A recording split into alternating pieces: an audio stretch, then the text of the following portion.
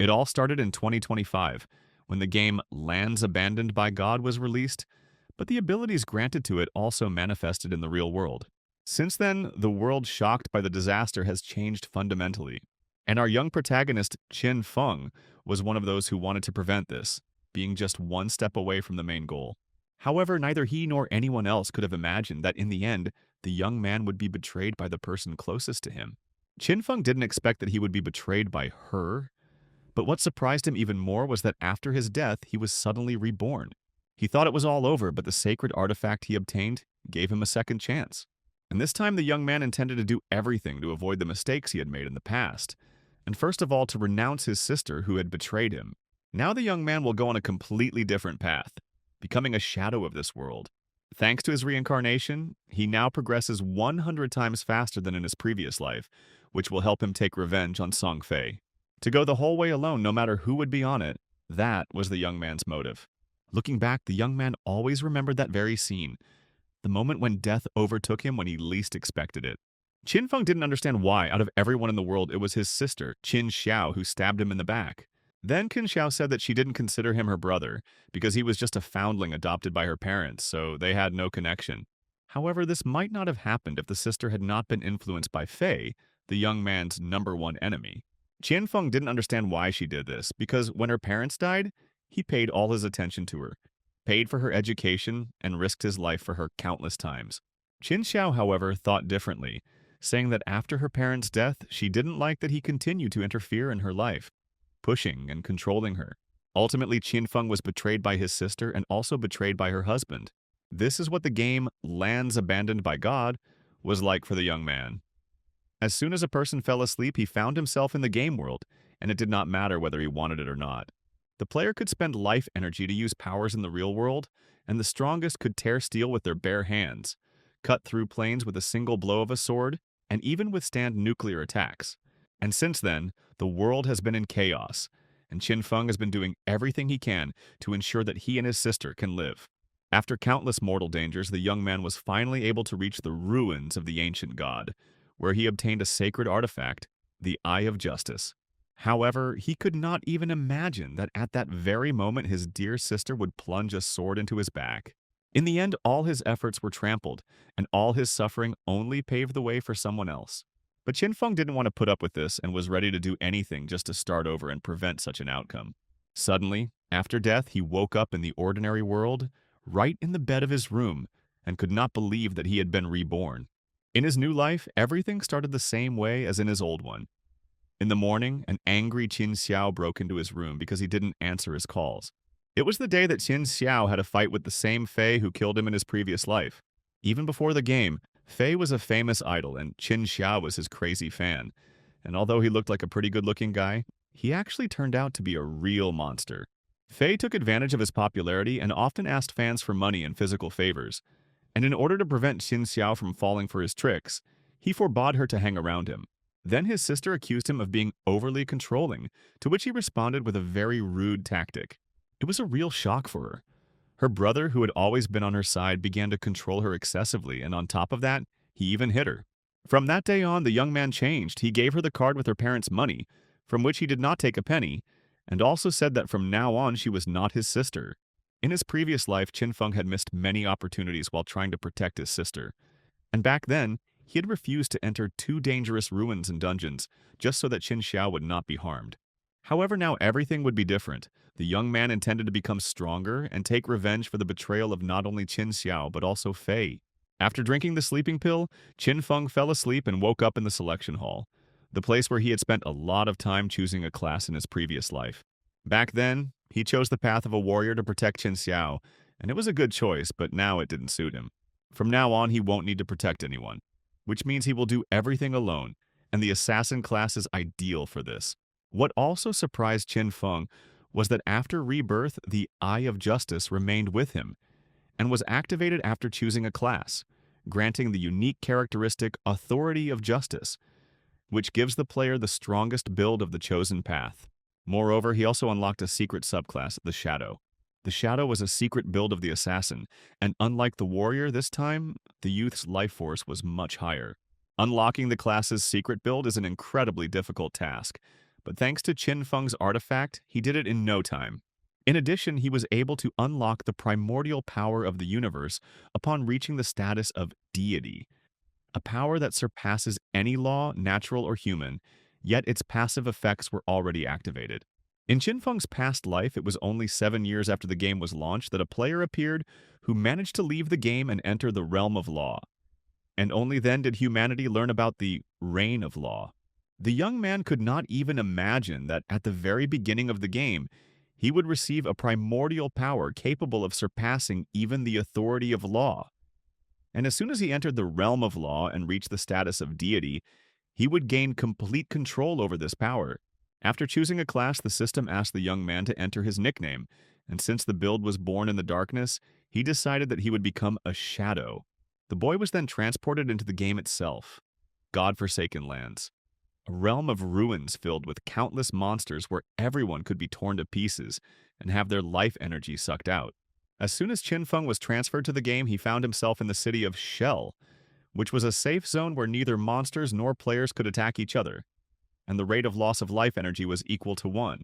His sudden appearance, and most of all his appearance, caused concern among the players. Everyone wanted to know who he was. Moving on, Qin Feng came across a teleport, from which a group of young guys who failed to clear the dungeon appeared, and after death they headed to the city. Meanwhile, something surprised him. The girl named Jiang Li with the archer class had a longbow with her, although they usually start with short bows, and so Qin Feng thought that she also had a secret build. Jiang Li spoke to Qin Feng, noting that he had a very unusual build, and offered to join them. However, Qin Feng had already chosen the path of a loner, so he refused her offer, which caused the guys discontent. However, Jiang Li didn't want to let him go just like that, so she suggested that the others secretly follow him, and at the same time find out what he was capable of. Besides, Jiang Li was sure that he would definitely die at the hands of monsters, and she didn't want to miss this spectacle. Jiang Li thought the game was a rather scary and dangerous place, and didn't know how she ended up there. But without even the slightest experience in online games, she quickly assembled a team. But despite the fact that they acted together, the first monster easily destroyed them. Therefore, Jiang Li and the others decided to follow the mysterious youth. But he noticed them in time and disappeared. This surprised the boys even more. The young man suddenly appeared and just as suddenly disappeared, leaving no trace behind. In the end, they decided to return to the city to find a way to become stronger, forgetting about Qin Feng. Qin Feng was able to hide using the skill Shadow Walk, which made him invisible for a certain time, but such a skill was deactivated when attacked, while increasing damage to the target.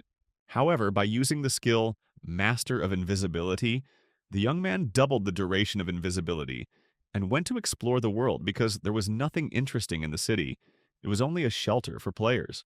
All players started with equal stats, but the classes they chose still provided some bonuses. Already at the very beginning, Qin Feng had a bonus to all characteristics. Moreover, he had another 5 free points, which he invested in agility. At the beginning of the game, it doesn't matter how the player distributes the stats. The monsters still deal incredible damage, and the only way to defeat them is to outspeed them. And the first monster on Qin Feng's path didn't take long to appear. It turned out to be a level 1 worm, and despite the fact that it was an ordinary monster, it could mutate. The worm was able to devour life energy, which is what happened to those guys Qin Feng met earlier. When a monster kills a player, it absorbs their life energy, and when it has enough, it can mutate. Dying in such a place would be a pity for the young man, so he used his skills to get rid of the monster as quickly as possible. Using incredible agility, he managed to disappear, causing the worm to become confused and not even notice how Qin Feng appeared on top and cut off its neck. Qin Feng was also surprised because he didn't expect to kill the worm with the first blow, even though he was hitting a weak spot, and all this was thanks to the Sneak Strike characteristic, which doubled the damage when attacking from a blind spot. In his past life, it had taken a lot of effort for the young man to defeat a level 1 monster, and he had almost died several times, but now everything was completely different. He earned 3 days of exchangeable life energy and 54 years, 155 days of non-exchangeable life energy from the monster, but Qin Feng thought he would get more considering the monster killed 4 players. He also unlocked a new skill, Infinite Mutation, which gives him a chance to gain evolution points after killing a monster to improve his skills. Now, every 24 hours, the young man will be awarded 5 points, and defeating the boss is guaranteed to bring them additionally. This really made Qin Feng happy because in his previous life he had never heard of such a thing. But now with the help of this skill, his leveling up would become much faster. In the forest, the young man also met a couple of players who mocked him, saying that the game was quite simple since even such a ragamuffin managed to survive. However, they didn't even notice how a monster was sneaking up behind them, eager to kill them. Qin Feng decided to ignore the dim-witted players and disappeared into the shadows. Meanwhile, a monster named Shepherd loomed over the players and was already preparing to crush them. Before they could understand anything, the shepherd, along with the other spiders, crushed them and absorbed their life energy. The shepherd himself was a starting boss with about 1,600 horsepower, and there was no way for a normal beginner to handle him. In addition, he summoned spiders. However, this was a good chance for Qin Feng to test his skills.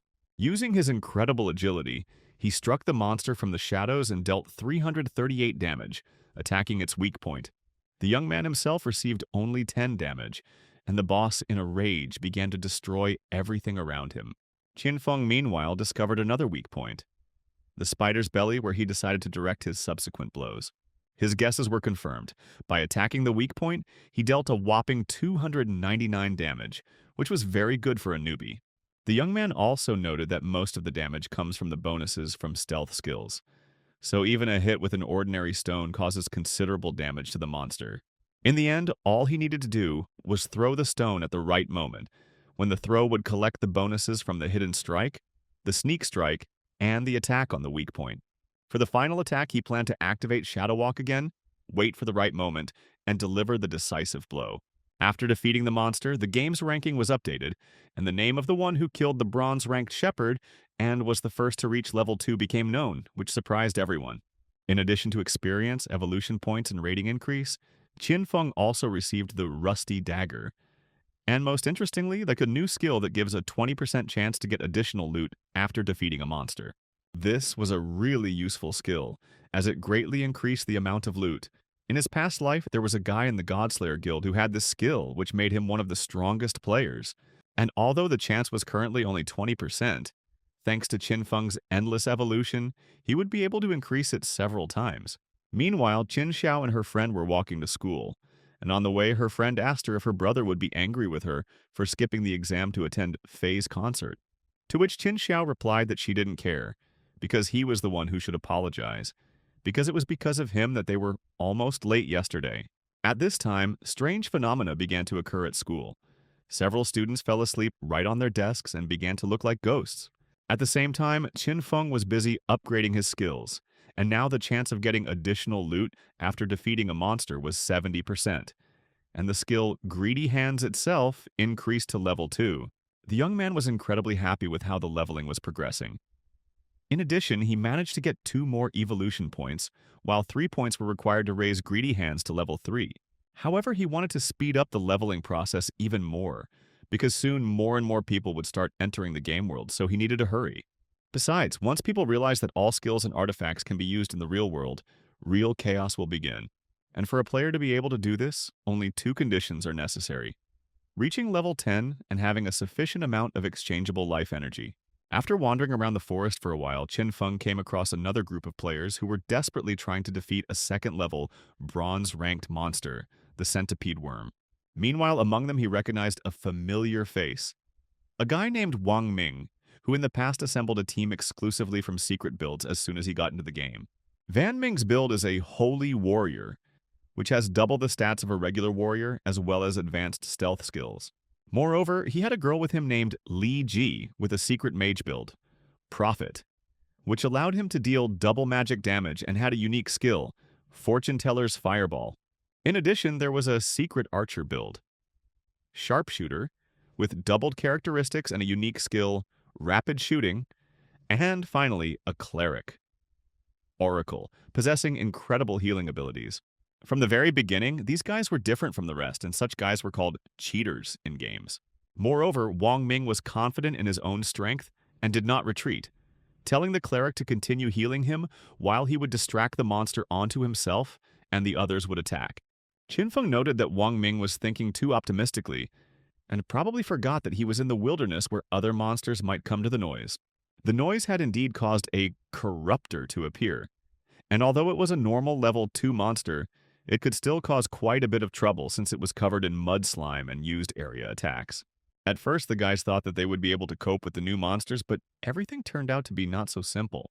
As a result, their plan failed, and they were surrounded by creatures that they could no longer handle. However, at the same time, this was a great moment for Qin Feng to finally show himself and what made him different from the others. With just one blow, he destroyed the Corruptor, whom the boys could not handle as a crowd. They were perplexed and did not understand who was helping them, and how someone managed to kill such a monster with just one blow. Wang Ming noted that no matter what, the stranger was on their side, so he asked the team not to be distracted and continue fighting. As a result, Qin Feng killed all the Corruptors, earning 40 experience, another evolution point, and a scroll of the Poison Arrow skill. Poison Arrow was a mid-range attack skill that was very important to the young man, and he wanted to level it up as soon as possible. Meanwhile, the team began to have problems. Wang Ming managed to repel one attack of the centipede worm, but a sudden second blow pierced his body. After this, he let his guard down, and the monster struck him again, leaving him on the brink of death. The cleric continued to heal him, but Wang Ming told the boys to leave him and run before they all died. And at that moment, when it seemed that there was no chance of survival left, a last hope appeared. Qin Feng suddenly launched a poison arrow attack and hit the monster right in the head, reducing its health by half. After some time, the monster died from the poison. For killing it, Qin Feng received 600 experience, 2 evolution points, 55 days of exchange life energy, and also raised his level to 3. In addition, a pleasant bonus for the young man was that the poison arrow did not cancel his state of invisibility. Since Qin Feng was the one who dealt 90% of the damage to the monster, he took all the loot from it. Wang Ming did not understand who saved him and his team, but he was extremely grateful and wanted to know the name of the savior. But Qin Feng decided not to show himself and only advised them not to be so trusting, because in this wild world, everyone is capable of betrayal. However, Wang Ming could be a valuable ally, as he had the Chinese government behind him, which was rich in resources. So Qin Feng could sell unwanted loot through him. After opening the loot from the monster, the young man received 3 more evolution points, 55 days of exchange life energy, as well as the armor, leather leggings of the centipede worm, giving +9 protection from physical damage and +5 from any type of damage. In addition, they increased the reload speed by 15%, which could not but please Qin Feng. He was genuinely pleased that his leveling up was going much faster, and he was looking forward to the moment when he would meet Fei and take revenge on him. However, the troubles of the secret build team did not end there. Having gone a little further, they again came across unbearable monsters. This time the monster was very different from those they had encountered before. His attack style was also quite unusual, and none of the guys understood how to fight against such an opponent. The team eventually died and were reborn in the shell, and their death left them deeply upset. The players were confused and did not know how to defeat these monstrously strong monsters because even numbers cannot always win. People were dying, one after another, and if things continued at this rate, their exchange life energy would soon run out, and real death would follow. Meanwhile, Qin Feng's nickname was at the top of the rankings, and while the others were only at level 1, he had already reached level 3. Zhang Li was sure that the young man had found some kind of cheat code, and she wanted to find him to force him to tell her everything, just to get out of this game. After which the girl ordered to spread the word that she wanted Shadow to help them reach the 3rd level, and upon returning to the real world, she was ready to pay him a whole 10 million in cash. While the others were looking for loopholes and waiting for someone else to help them level up, Qin Feng continued to hunt monsters. The young man had already managed to pump up the skill Greedy Hands to the Platinum Emerald level, and now the chance of getting additional loot was 160%, and there was also a 20% chance of getting an item of a higher class. However, after wandering through the forest, Qin Feng came across the very same monster that had killed the team of guys with secret builds a few minutes ago, and it was called the Cursed Lord. It was a bronze rank boss, and right now it was devouring life energy to mutate to silver rank. The young man wanted to kill the boss, but his inventory was full, meaning he wouldn't be able to take the loot, so he put a mark on the map and decided to leave. Meanwhile, the news continued to spread in the city that Zhang Li was willing to pay 10 million to have Qin Feng help her level up. Qin Feng's appearance in the city caused genuine surprise among the others because, at first glance, it was clear that he possessed much greater strength than the others. After that, Qin Feng sat right in the middle of the city and started selling unnecessary loot. This caused even more surprise among the players. No one could believe that someone had already acquired such a number of powerful, by their standards, items.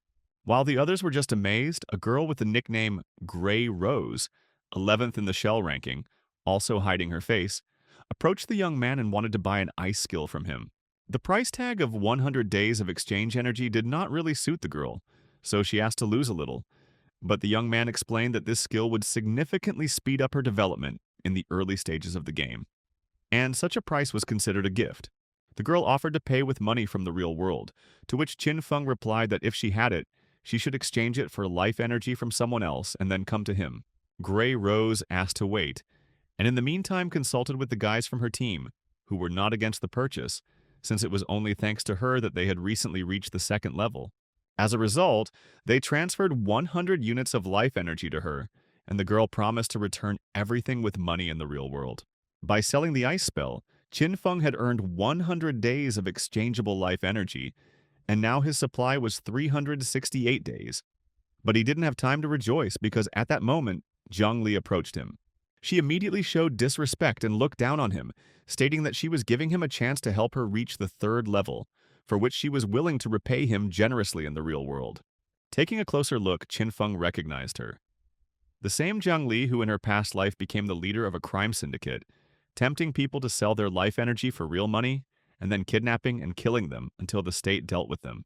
Considering this, he refused her offer, even despite the promises of a luxurious life, because soon cash will become useless and the only currency will be exchangeable life energy. Zhang Li did not back down and continued to insist on her own, which greatly infuriated the young man, and he could not hold back, declaring that if she did not back off, he would kill her until her life energy reached zero. This frightened the girl and her companions, so they decided to retreat and not get involved with him again. Other players, on the other hand, were only too happy to purchase new items from Qin Feng to finally become stronger. However, no one yet knew that with the help of exchangeable life energy, game skills could be used in the real world, and soon all those who boasted of wealth and origin would become nobodies. Even though Zhang Li retreated, she still harbored a grudge against him for threatening her and was ready to kill him upon returning to the real world.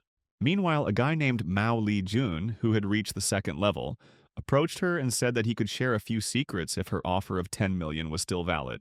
Zhang Li wanted to get him to talk, and although Li Jun said that he wouldn't reveal such things to just anyone, he still told the girl as an exception.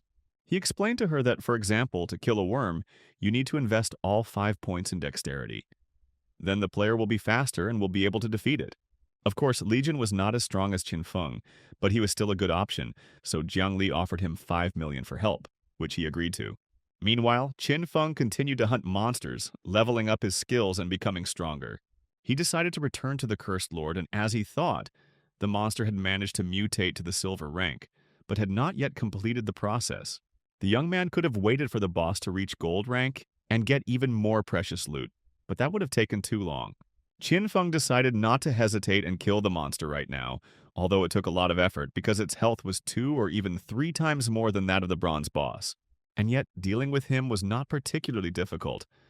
Only 2 or 3 poison arrows were enough to kill him.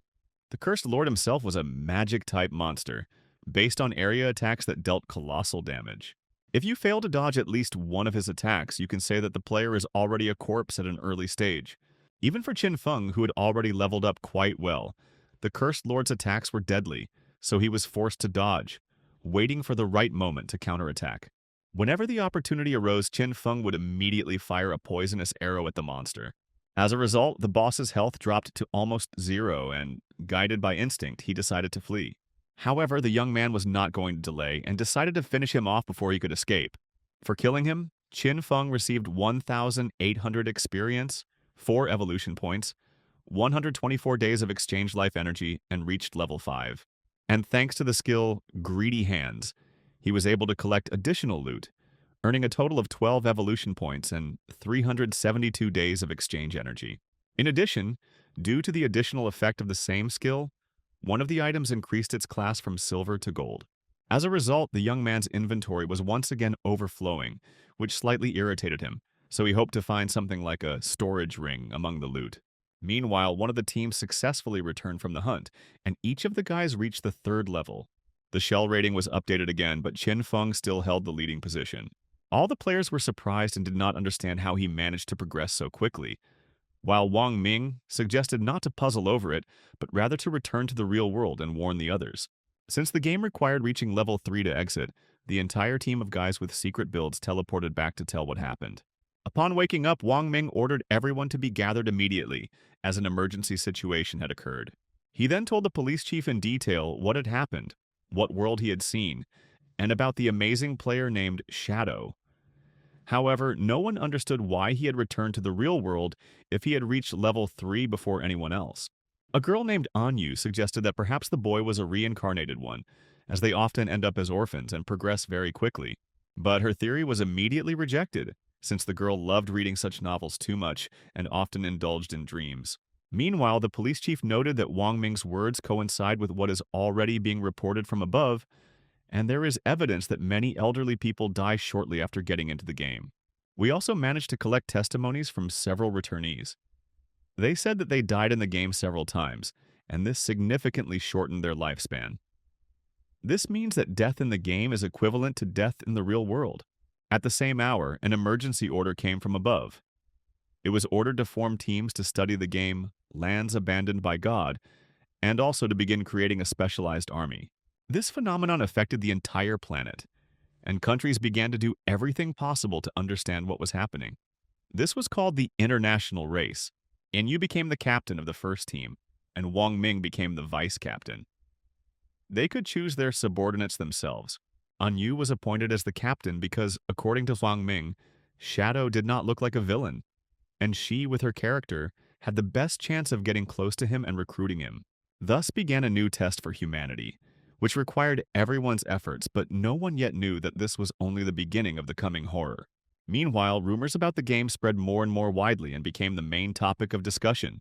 Qin Xiao didn't understand why there was no news from Qin Feng, because usually he always tried to find an approach to her, and this time he even hit her. But at the same time, she didn't care, because the day before she had finally met Song Fei, whom she had dreamed of meeting for so long. This made her think, would she be able to meet Song Fei in the game if everyone went there as soon as they fell asleep? This thought made Qin Xiao restless, and she decided to ask her classmate Jiang Wei how to level up in the game, since he had already reached level 3. She wrote to him and asked if he could share a couple of secrets with her, which Jiang Wei was only glad about, since he had long had his eye on the girl. After receiving some advice, Qin Xiao fell asleep with the hope that she would meet Song Fei in the game.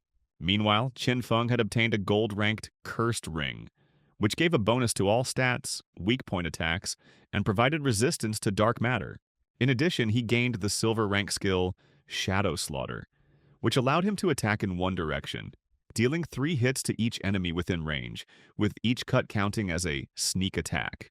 The young man decided to spend a few evolution points on upgrading his Greedy Hand skill, thereby increasing the chance of getting higher rank loot by 40%. He invested the remaining points into Shadow Massacre, but unfortunately, after leveling up, the skill's recharge time did not become shorter. Soon he had a great chance to test his new skill on monsters. Qin Feng was attacked by several level 4 monsters, but he instantly cut them down with Shadow Slaughter. The young man did not leave the monsters the slightest chance of victory, and did not even let them get close to him. At this moment, Qin Feng already had 618 days of exchange energy, but it would take at least 2.5 years to transfer all of his skills and artifacts into reality. However, if he sells all the unnecessary loot, he will be able to accumulate enough money, and then all that remains is to reach level 10. Meanwhile, he heard a familiar voice in the forest and, coming closer, saw Zhang Li and Lai Jun there, who had agreed to meet in the real world to discuss the details of the deal. Moreover, Li Jun agreed to exchange his exchange energy for 10,000 for each, because he was confident that he would earn enough of it and would not worry about his lifespan. After that, Qin Feng headed to the city, where he activated the Shell Spatial Gate, which allows one to teleport to another gate once a day for free, but repeated teleportations require exchange energy. At the moment, the portal was only open in Shell, so the young man had to wait for someone else from the other cities to reach level 5. His goal was Firefly City, where Song Fei was supposed to appear.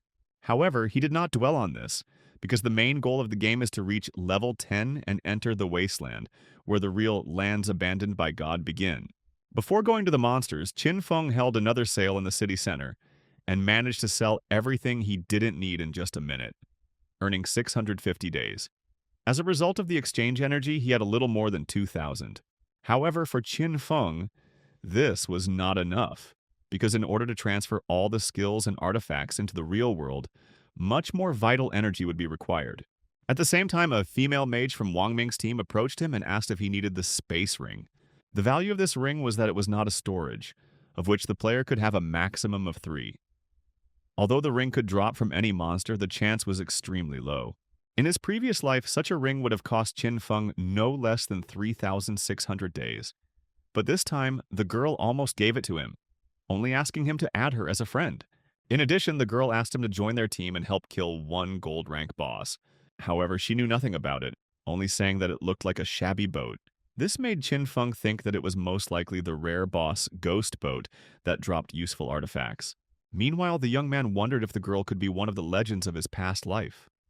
Koi Fish, because she was not only a member of Wang Ming's team, but also managed to find the Ring of Space and an extremely useful boss. The girl also said that after returning to the real world, she quickly ate and went back into the game, and since she was alone, she decided to wander around the area a bit and accidentally came across a boat.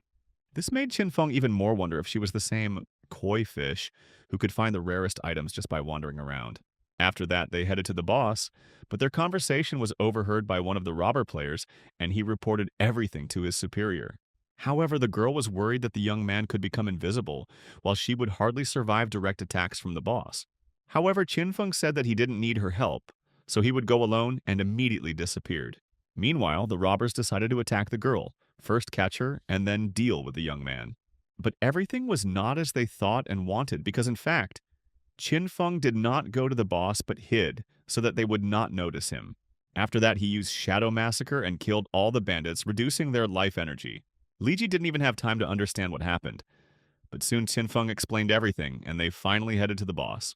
Meanwhile, Qin Feng's sister, Qin Xiao, had entered the game, had obtained the secret build of Sacrifice, and was eagerly waiting to show it off to Song Fei. At the same time, Qin Xiao wanted to level up as soon as possible to teach Qin Feng a lesson and take revenge. Looking at the ranking table, she was shocked. While Jiang Wei was boasting about his pathetic level 3, someone had already managed to rise to level 6. She wanted to find this player and join him.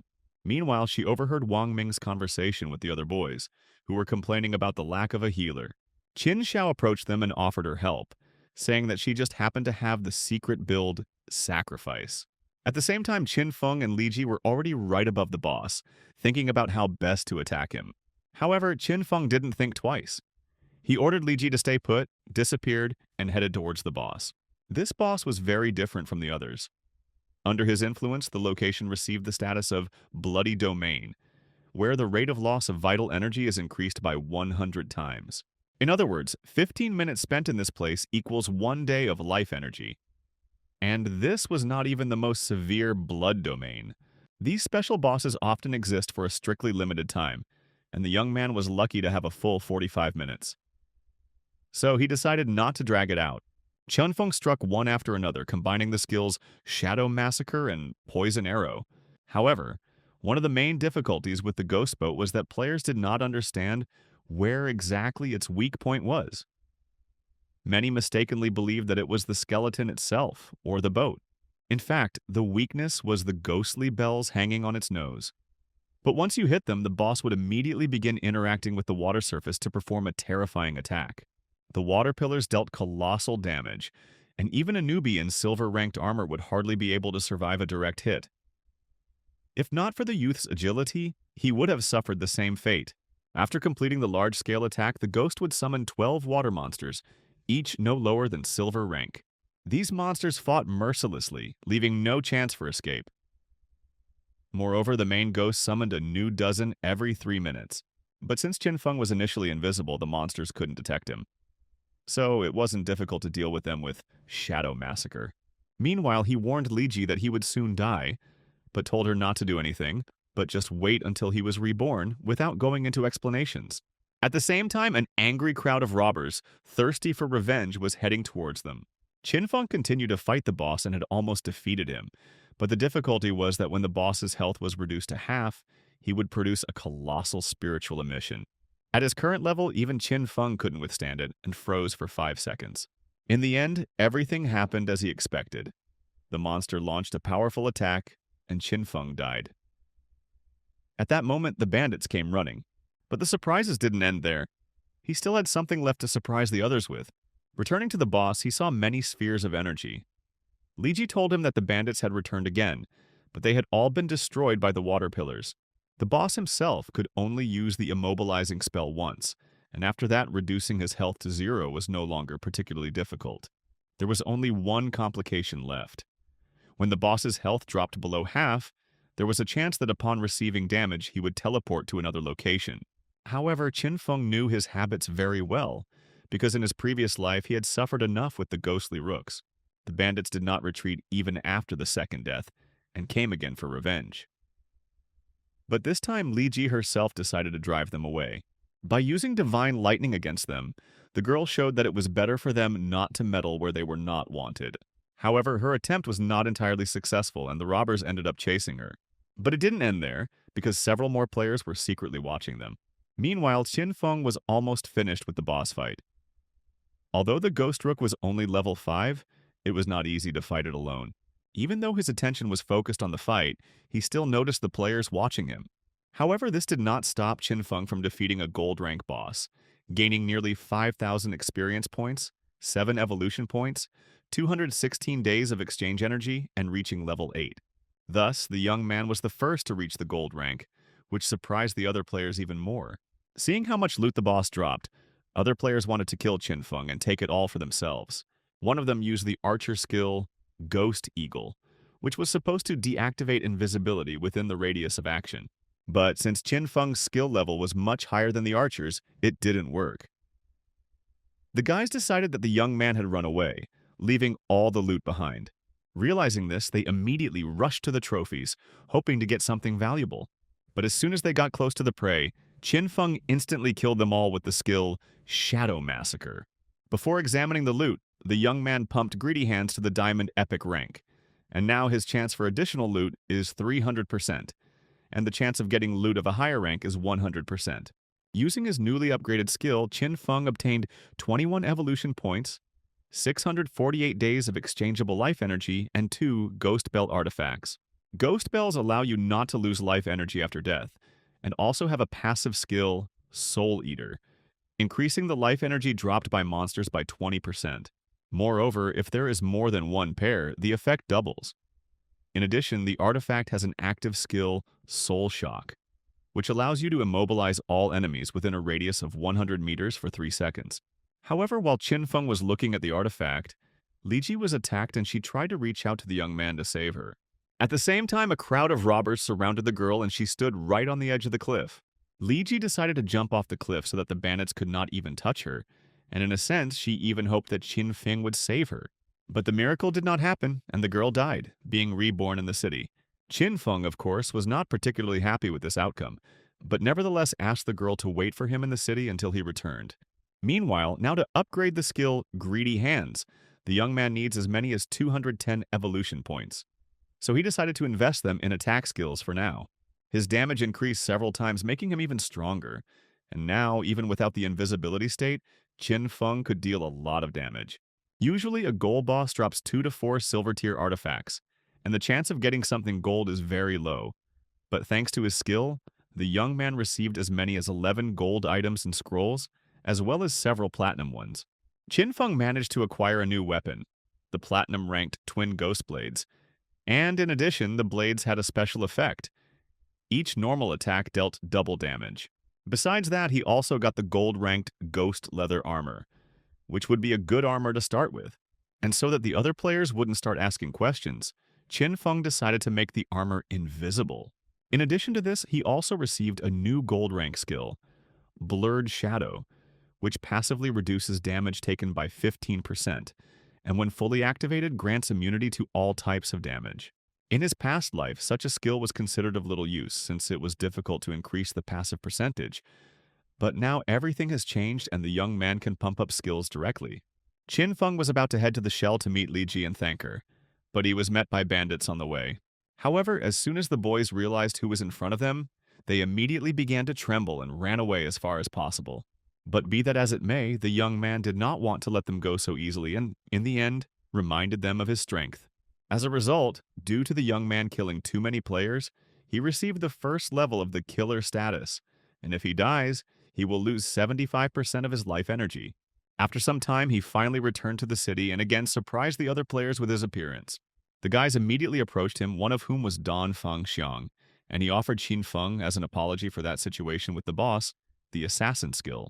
Even though it was a normal assassin skill, Qin Feng took it and agreed to form a kind of truce. Fan Cheng himself was hostile towards Qin Feng and intended to find and kidnap him in the real world in order to learn the secret of his leveling up and make him his slave to collect life energy. Qin Feng meanwhile met with Li Ji, thanked her for her help, and also gave her the skill and necklace as a share from the boss. The young man also reminded her of the ring, after which Li Ji gave it to him and told him that while she was running away from the bandits, she came across a cave, and perhaps this was the entrance to the ruins. Considering how much use the girl was, Qin Feng felt that being friends with her was not a bad option. Before heading to the ruins, Qin Feng asked Li Ji where Wang Ming was now, to which she replied that they were training a new cleric and would not be returning soon. And before Li Ji had time to tell him in detail about that cave, only saying that she had left a mark there, Qin Feng immediately went there. At first, Qin Feng wanted to look for a place to farm, but now he didn't have to do that. There are only 3 types of ruins around the newbie village: tombs, cursed ruins, and temples of faith, which are filled with bronze and silver monsters. There's not much to say about the tombs, but they're usually populated by hordes of small monsters, and at the end of the tomb, a golden boss awaits players. The monsters in the ruins are cursed by ancient evil gods, and may have been humans in the past, but for some reason became ghosts after death. Temples are inhabited by monsters that were once humans who worshipped ancient gods, and are usually the most confusing type of ruin. This time, the young man came across the temple of the ancient god of justice, and if he managed to successfully clear it, he would be able to obtain a special item or skill scroll. Meanwhile, Wang Ming and the others continued to hunt monsters, leveling up their skills. However, they went to the monsters not only to level themselves up, but also to train a new cleric in the team. But things did not go smoothly because Qin Xiao was so scared that she forgot about her confidence, revenge, and goal. She was so terrified by what was happening that she was unable to concentrate and heal anyone, resulting in the death of the team. Returning to the city, Li Ji met them there and asked them to wait a little, saying that Qin Feng would return soon. Meanwhile, one of the team members was so angry at Qin Xiao that he didn't even hesitate to say what he thought about her. Li Ji wanted to protect the girl, saying that this was her first attempt, so there was nothing wrong with it. But one of the guys noted that this was not the first time, and in just 1 hour they died about 3 times. Li Ji was surprised and at the same time declared that in that case she would go with them. Besides, she now had 2 very interesting new items. Wang Ming noted that in that case he hoped that everything would go well this time, and he would meet Qin Feng another time. Qin Xiao apologized to the guys, saying that she would try harder, but at the same time, she hated them deep down, because if it weren't for their connections with the shadow, she would never have even approached them. Meanwhile, Qin Feng explored the ruins, but after some time he still didn't come across any monsters. However, as soon as he walked a little further, he encountered 2 loyal believers of the ancient god, the Condemned, silver-ranked level 10 monsters. The young man decided not to delay with them, and using the skill Shadow Massacre, wanted to deal with them in an instant. But things turned out to be not quite like that, and even with the use of a sneak attack and invisibility, he only dealt a small amount of damage to the monsters. What surprised him even more was that the monsters bowed down to him again while he was invisible. Qin Feng was surprised, and at the same time it made him think that most likely the monsters sensed the aura of the Eye of Justice, which is why they did not attack him. But suddenly the monsters seemed to wake up and ran towards the exit. Besides Qin Feng, Grey Rose and her team also entered this temple, and the monsters immediately attacked them. In an instant, the entire team was killed, and all that was left of them was exchange energy. At the same time, Qin Feng was surprised that the temple was discovered so quickly, but so far no one had the strength to clear it out except him. Besides this, he didn't understand why he couldn't find anything. No traps, no treasures, only 2 condemned. Qin Feng decided that in that case the answer might be hidden within them, and since they themselves did not say anything, he decided to kill them. Using greedy hands, he obtained 32 evolution points, 1,504 days of exchangeable life energy, 4 gold artifacts, and another 10 silver ones from the monsters. In addition, he also found something for the assassin, the Medallion of the Believer of Gold rank, which gives agility, reload speed, and has a unique effect of summoning the Condemned. Moreover, after the murder of the Condemned, the mechanism in the temple began to operate. When I pressed the mechanism, it immediately activated and it looked like it was an elevator. After which, having descended, the young man found himself in the temple catacombs, which are not in every temple, and even in Qin Feng's past life, he managed to explore only a few such places. There are plenty of traps in these places, but since people can be used as cannon fodder in this game, they don't cause much trouble. It was just a matter of time. At the boy's current level, he would have died from any of the traps, but he had the Believer's Medallion, which allows him to summon the condemned. Therefore, Qin Feng decided to use his pet monster to explore the catacombs and avoid running into any traps himself.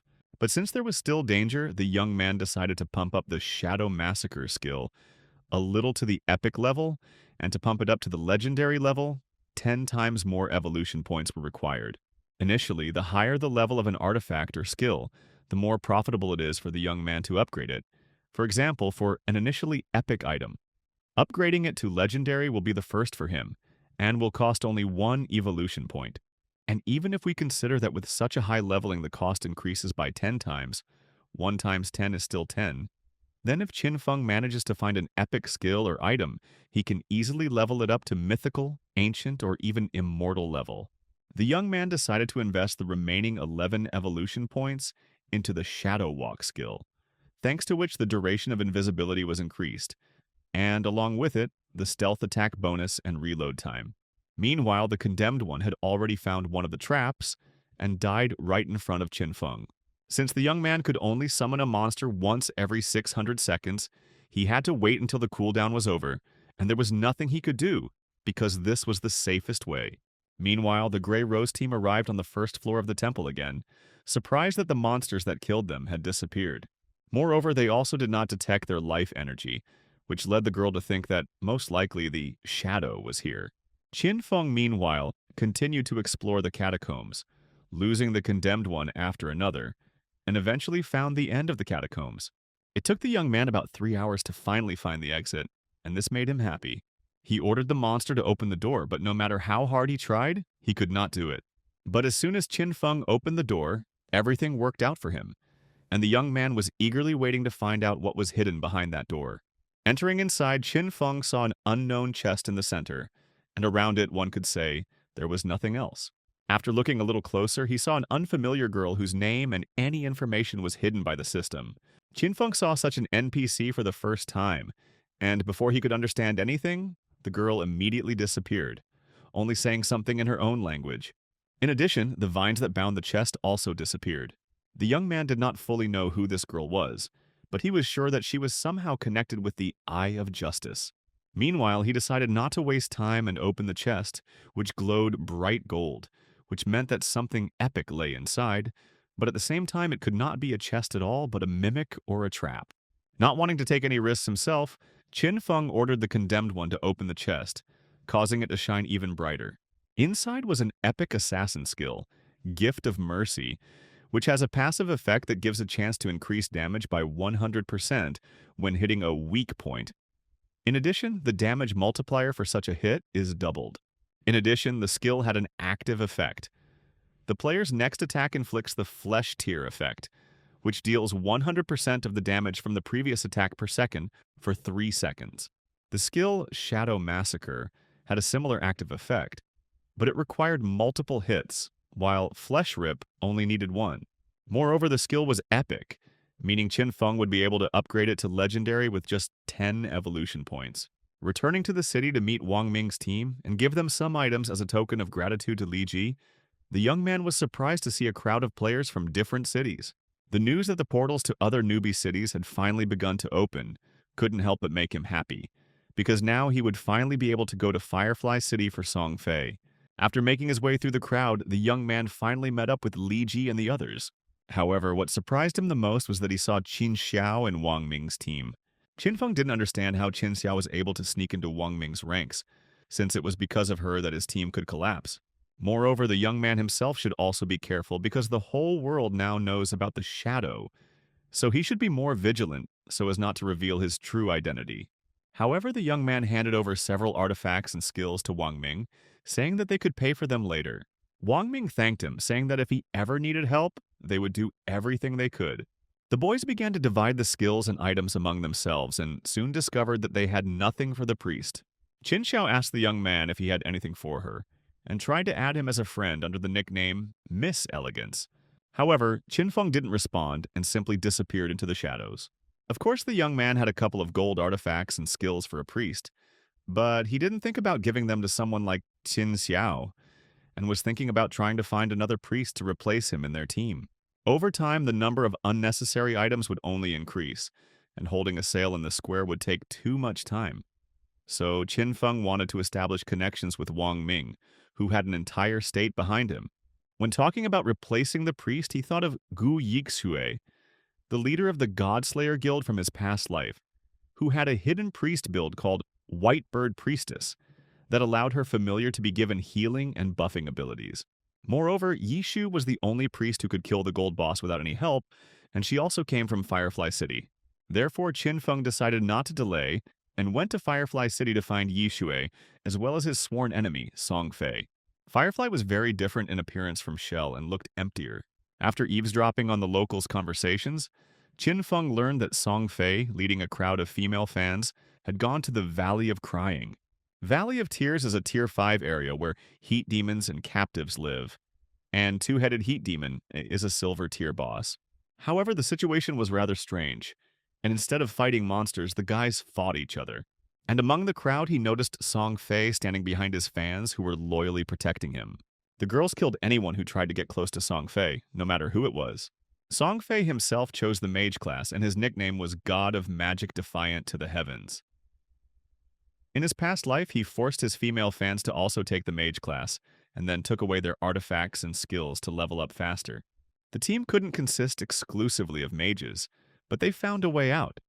Some invested all their points into intelligence, becoming damage dealers. Others focused on agility to distract enemies. Others on health, becoming living shields, and the rest pumped up strength and became disgruntled melee warriors. The girls were willing to sacrifice their lives just to protect Song Fei, which seemed crazy. They didn't care that they would die in the real world if they lost their life energy, because they were only driven by their affection for the idol. While his fans desperately fought the demon, protecting Song Fei, he saw them as nothing more than a resource. Now Song Fei wanted to level up as quickly as possible, overtake Shadow, and become the first in the game, gaining even more popularity. However, Qin Feng had no intention of letting this happen, so he showed the difference in strength and cut off Song Fei's head in an instant. After this, he instantly killed the two-headed heat demon, as well as several of its minions. The rest of the guys were shocked by what they saw because the whole crowd couldn't kill the boss, but Shadow did it in an instant. Meanwhile, Song Fei was revived in the city and received a system message that he was killed by Shadow, as well as the loss of 1,106 days of exchange energy and 18 years of non-exchange energy. Song Fei didn't understand why he killed him, and at that moment another girl approached him, asking to join the team. At first, the fans wanted to kick her out because she was an archer, but Song Fei said it didn't matter. The girl turned out to be not just an archer, but the owner of the skill Eagle Eye, which reveals invisibility, which is what Song Fei wanted to take advantage of. All the fans blindly believed Song Fei, thinking that he valued each of them, but things were completely different. Song Fei himself was waiting to meet Shadow in order to kill him in front of the others and prove that he was the strongest player. At this time, Qin Feng used the skill Greedy Hands and received another 16 mutation points, a lot of loot, and exchange energy.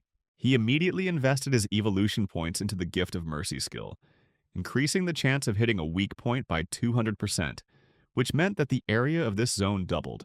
This kind of enhancement made Qin Feng happy, but after calculating, he realized that pumping up his skills would require many more evolution points, so he invested the remaining 9 into Sneak Strike.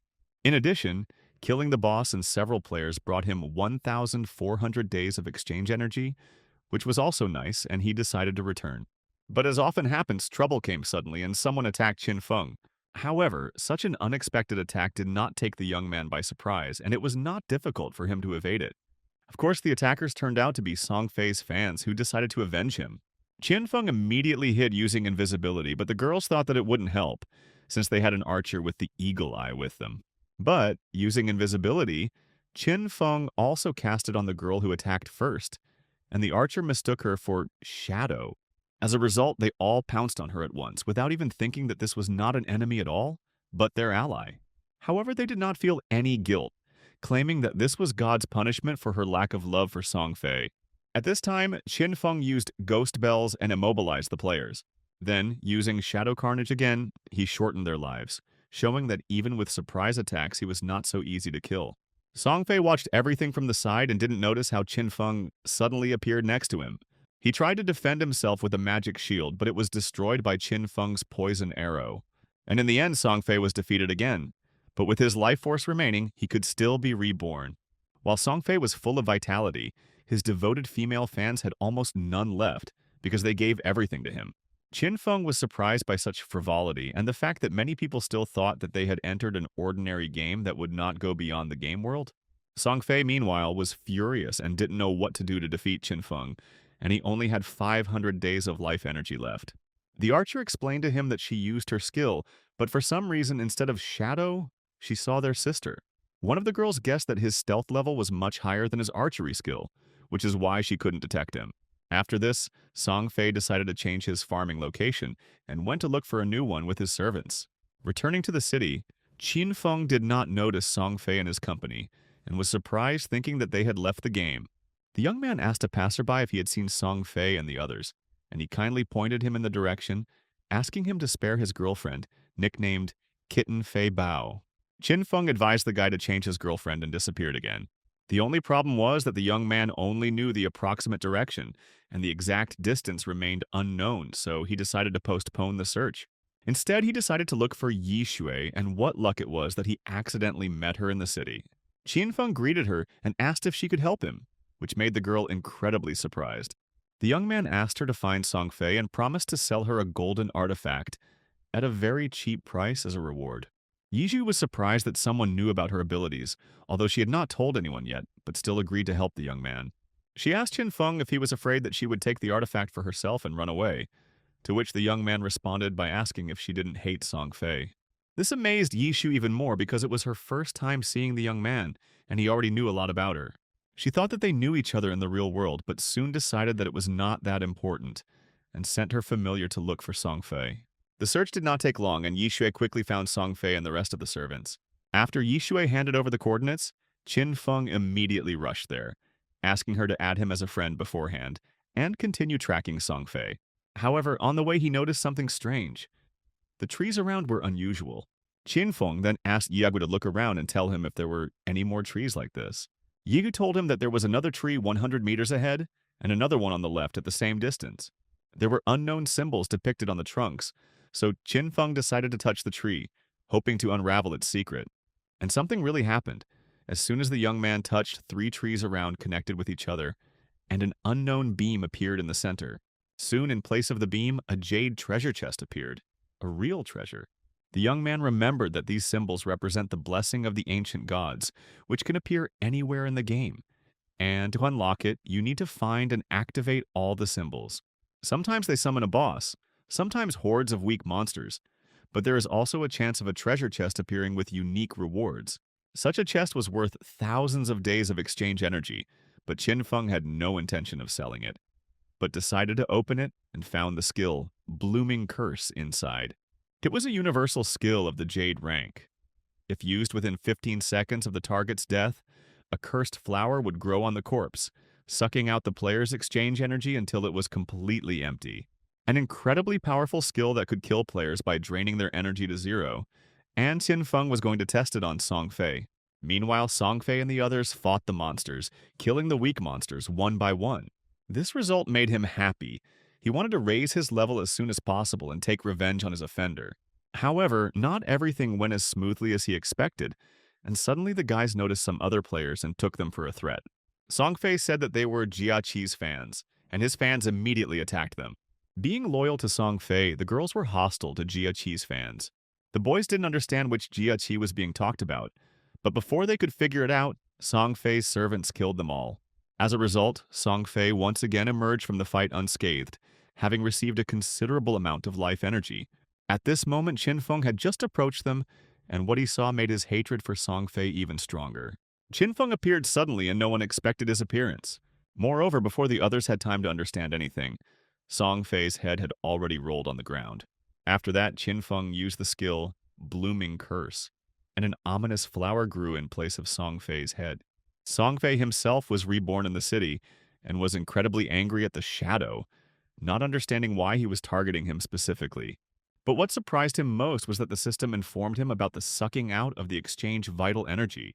At first, he thought it was a penalty for dying too often, but soon his fans revived and told him that Shadow had grown some kind of flower on him, which seemed to be drawing something out.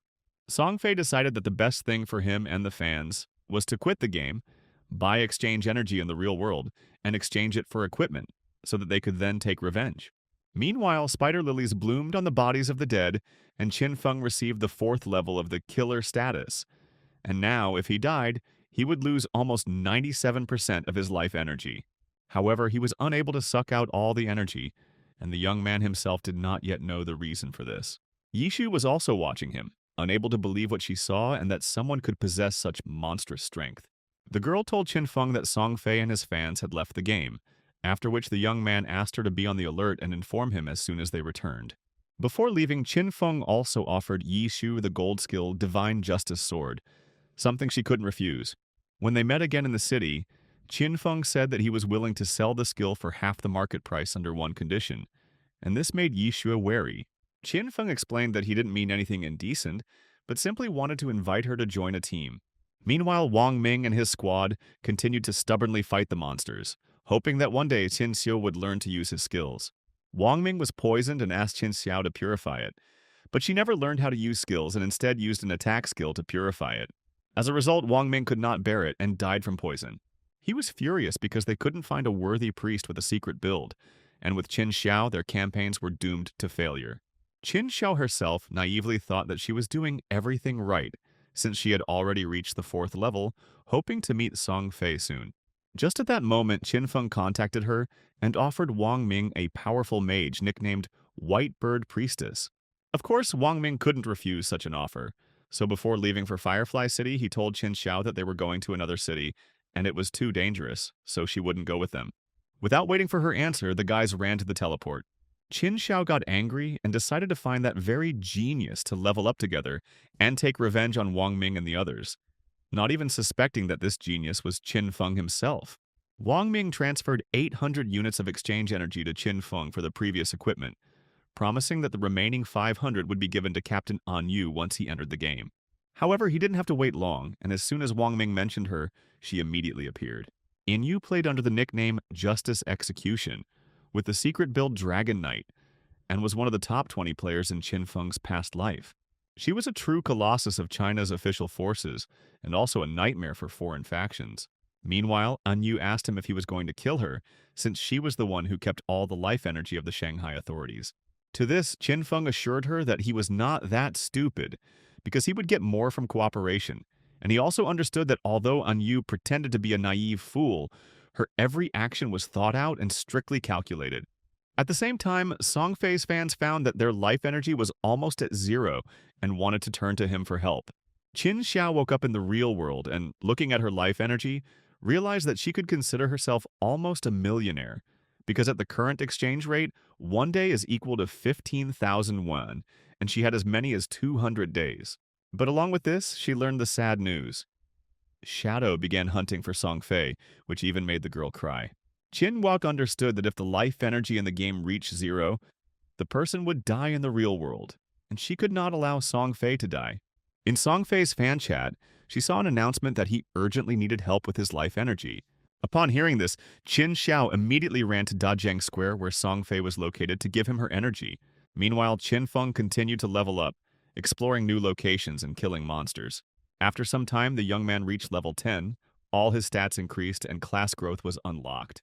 Moreover, the other players also saw a notification that the player Shadow was the first to reach level 10.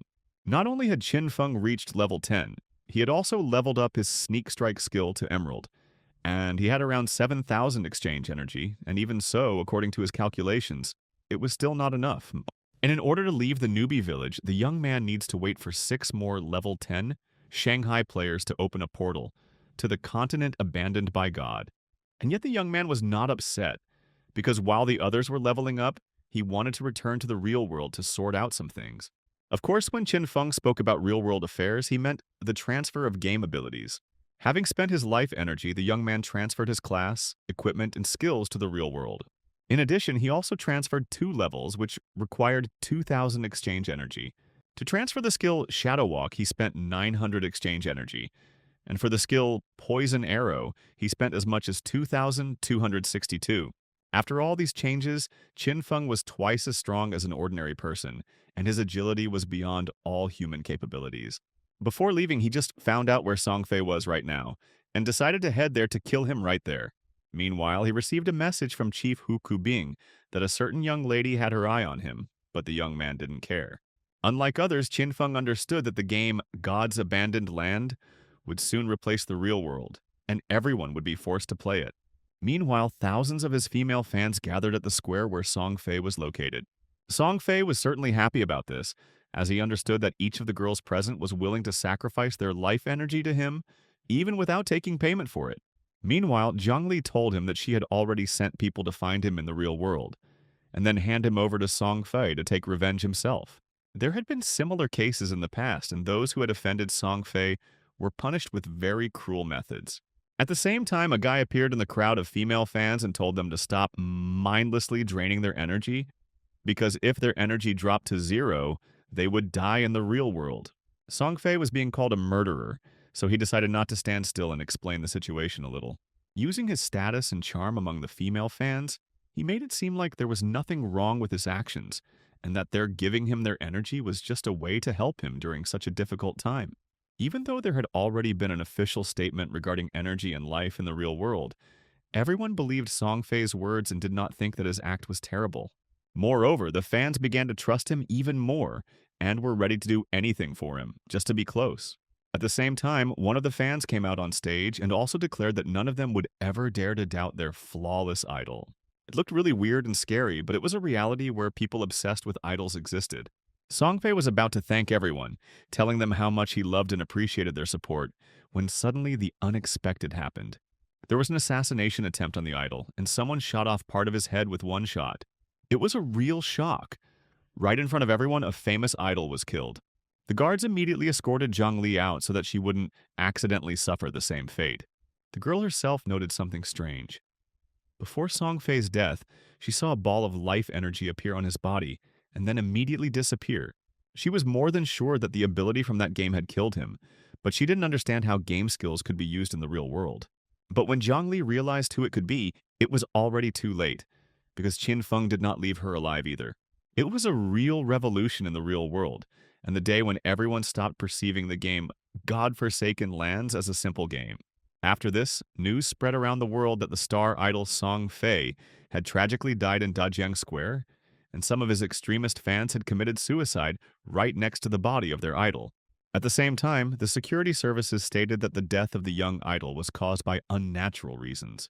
Qin Zhao couldn't believe what was happening and was sure that Song Fei was killed by Shadow, because it was he who killed him in the game. Moreover, all the evidence pointed to a person with assassin skills. The girl didn't understand how someone managed to use abilities from the game in the real world, but at the same time, it became motivation for her to become stronger. Qin Xiao was obsessed with the idol and couldn't imagine life without him, so she promised herself to become as strong as possible, find the shadow, and kill him. Meanwhile, Qin Feng was recuperating and decided to have a bite to eat at a local eatery. However, his meal was interrupted by a message from Yang Qin Xiao, a colleague at work, warning the young man that if he did not show up for work today, his boss would fire him and not even pay him. Qin Xiaoye had a pretty good character, and although her weakness made her the target of others' ridicule, in the young man's past life she was a member of his guild, so this time he advised her to go to the game instead of work. After chatting for a while, Qin Feng told her about the game, and also gave her some valuable advice for a good start. The young man considered the manager a complete idiot, but the real thorn was his boss, Chiang Shishi, the daughter of the chairman of Chiang Group, because she did nothing in the company except have fun with other guys. Chiang Shishi rented a hotel for herself and 6 middle-aged foreigners, gave 3 African Americans a ride in a sports car, and now she's tagged along with Qin Feng. In Qin Feng's past life, Chiang Shishi was exactly the same. She even left China to organize the American Alice in Wonderland Guild because she was crazy about everything Western. There were also rumors that many of the guild leaders had intimate relationships with her. But if she died, she would never create her own guild. and the bond between the leaders would weaken. At the same time, Qin Feng called Qin Xiao to tell him in her own way that she had earned enough money to buy a house for herself, so she didn't want to see him anymore in the future. Qin Feng didn't care what Qin Xiao thought of him, or even more so, her plans for life. The young man himself decided that after dealing with Song Fei, it was time to return to the game, because very soon people would understand that gaming skills could be transferred to reality, after which chaos would begin. Qin Xiao and her friend also went into the game, and she kept trying to persuade her to apologize to her brother and establish contact with him, but Qin Xiao stubbornly refused. Meanwhile, Qin Xiao asked Jiang Wei to get the assassin skill scroll for her, promising to fulfill his wish, and of course, he couldn't refuse her. Qin Xiao wanted to use this scroll to somehow get closer to the Shadow and prove her loyalty to him. She was sure that if she fought side by side with him, he would gradually begin to trust her and even see her as a lover. And then at that moment, she would kill him with her own hands, gouging out his eyes and avenging Song Fei, but her plan failed. Jiang Wei contacted Qin Feng, who called the skill trash, after which he relayed his words to Qin Xiao, who realized that her entire well-thought-out plan had gone down the drain. At the same time, Qin Feng came across a very interesting boss while wandering around the area. It was a level 8 gold-ranked arthropod boss that possessed a 2nd level anti-stealth, making Qin Feng's invisibility useless against it. Because the boy's invisibility didn't work on him, he couldn't attack at full strength using the damage bonus. But fortunately, thanks to the legendary Gift of Mercy, the chance to hit a weak point increased by 200%, and 3 out of 9 cuts of Shadow Massacre hit it and dealt triple damage.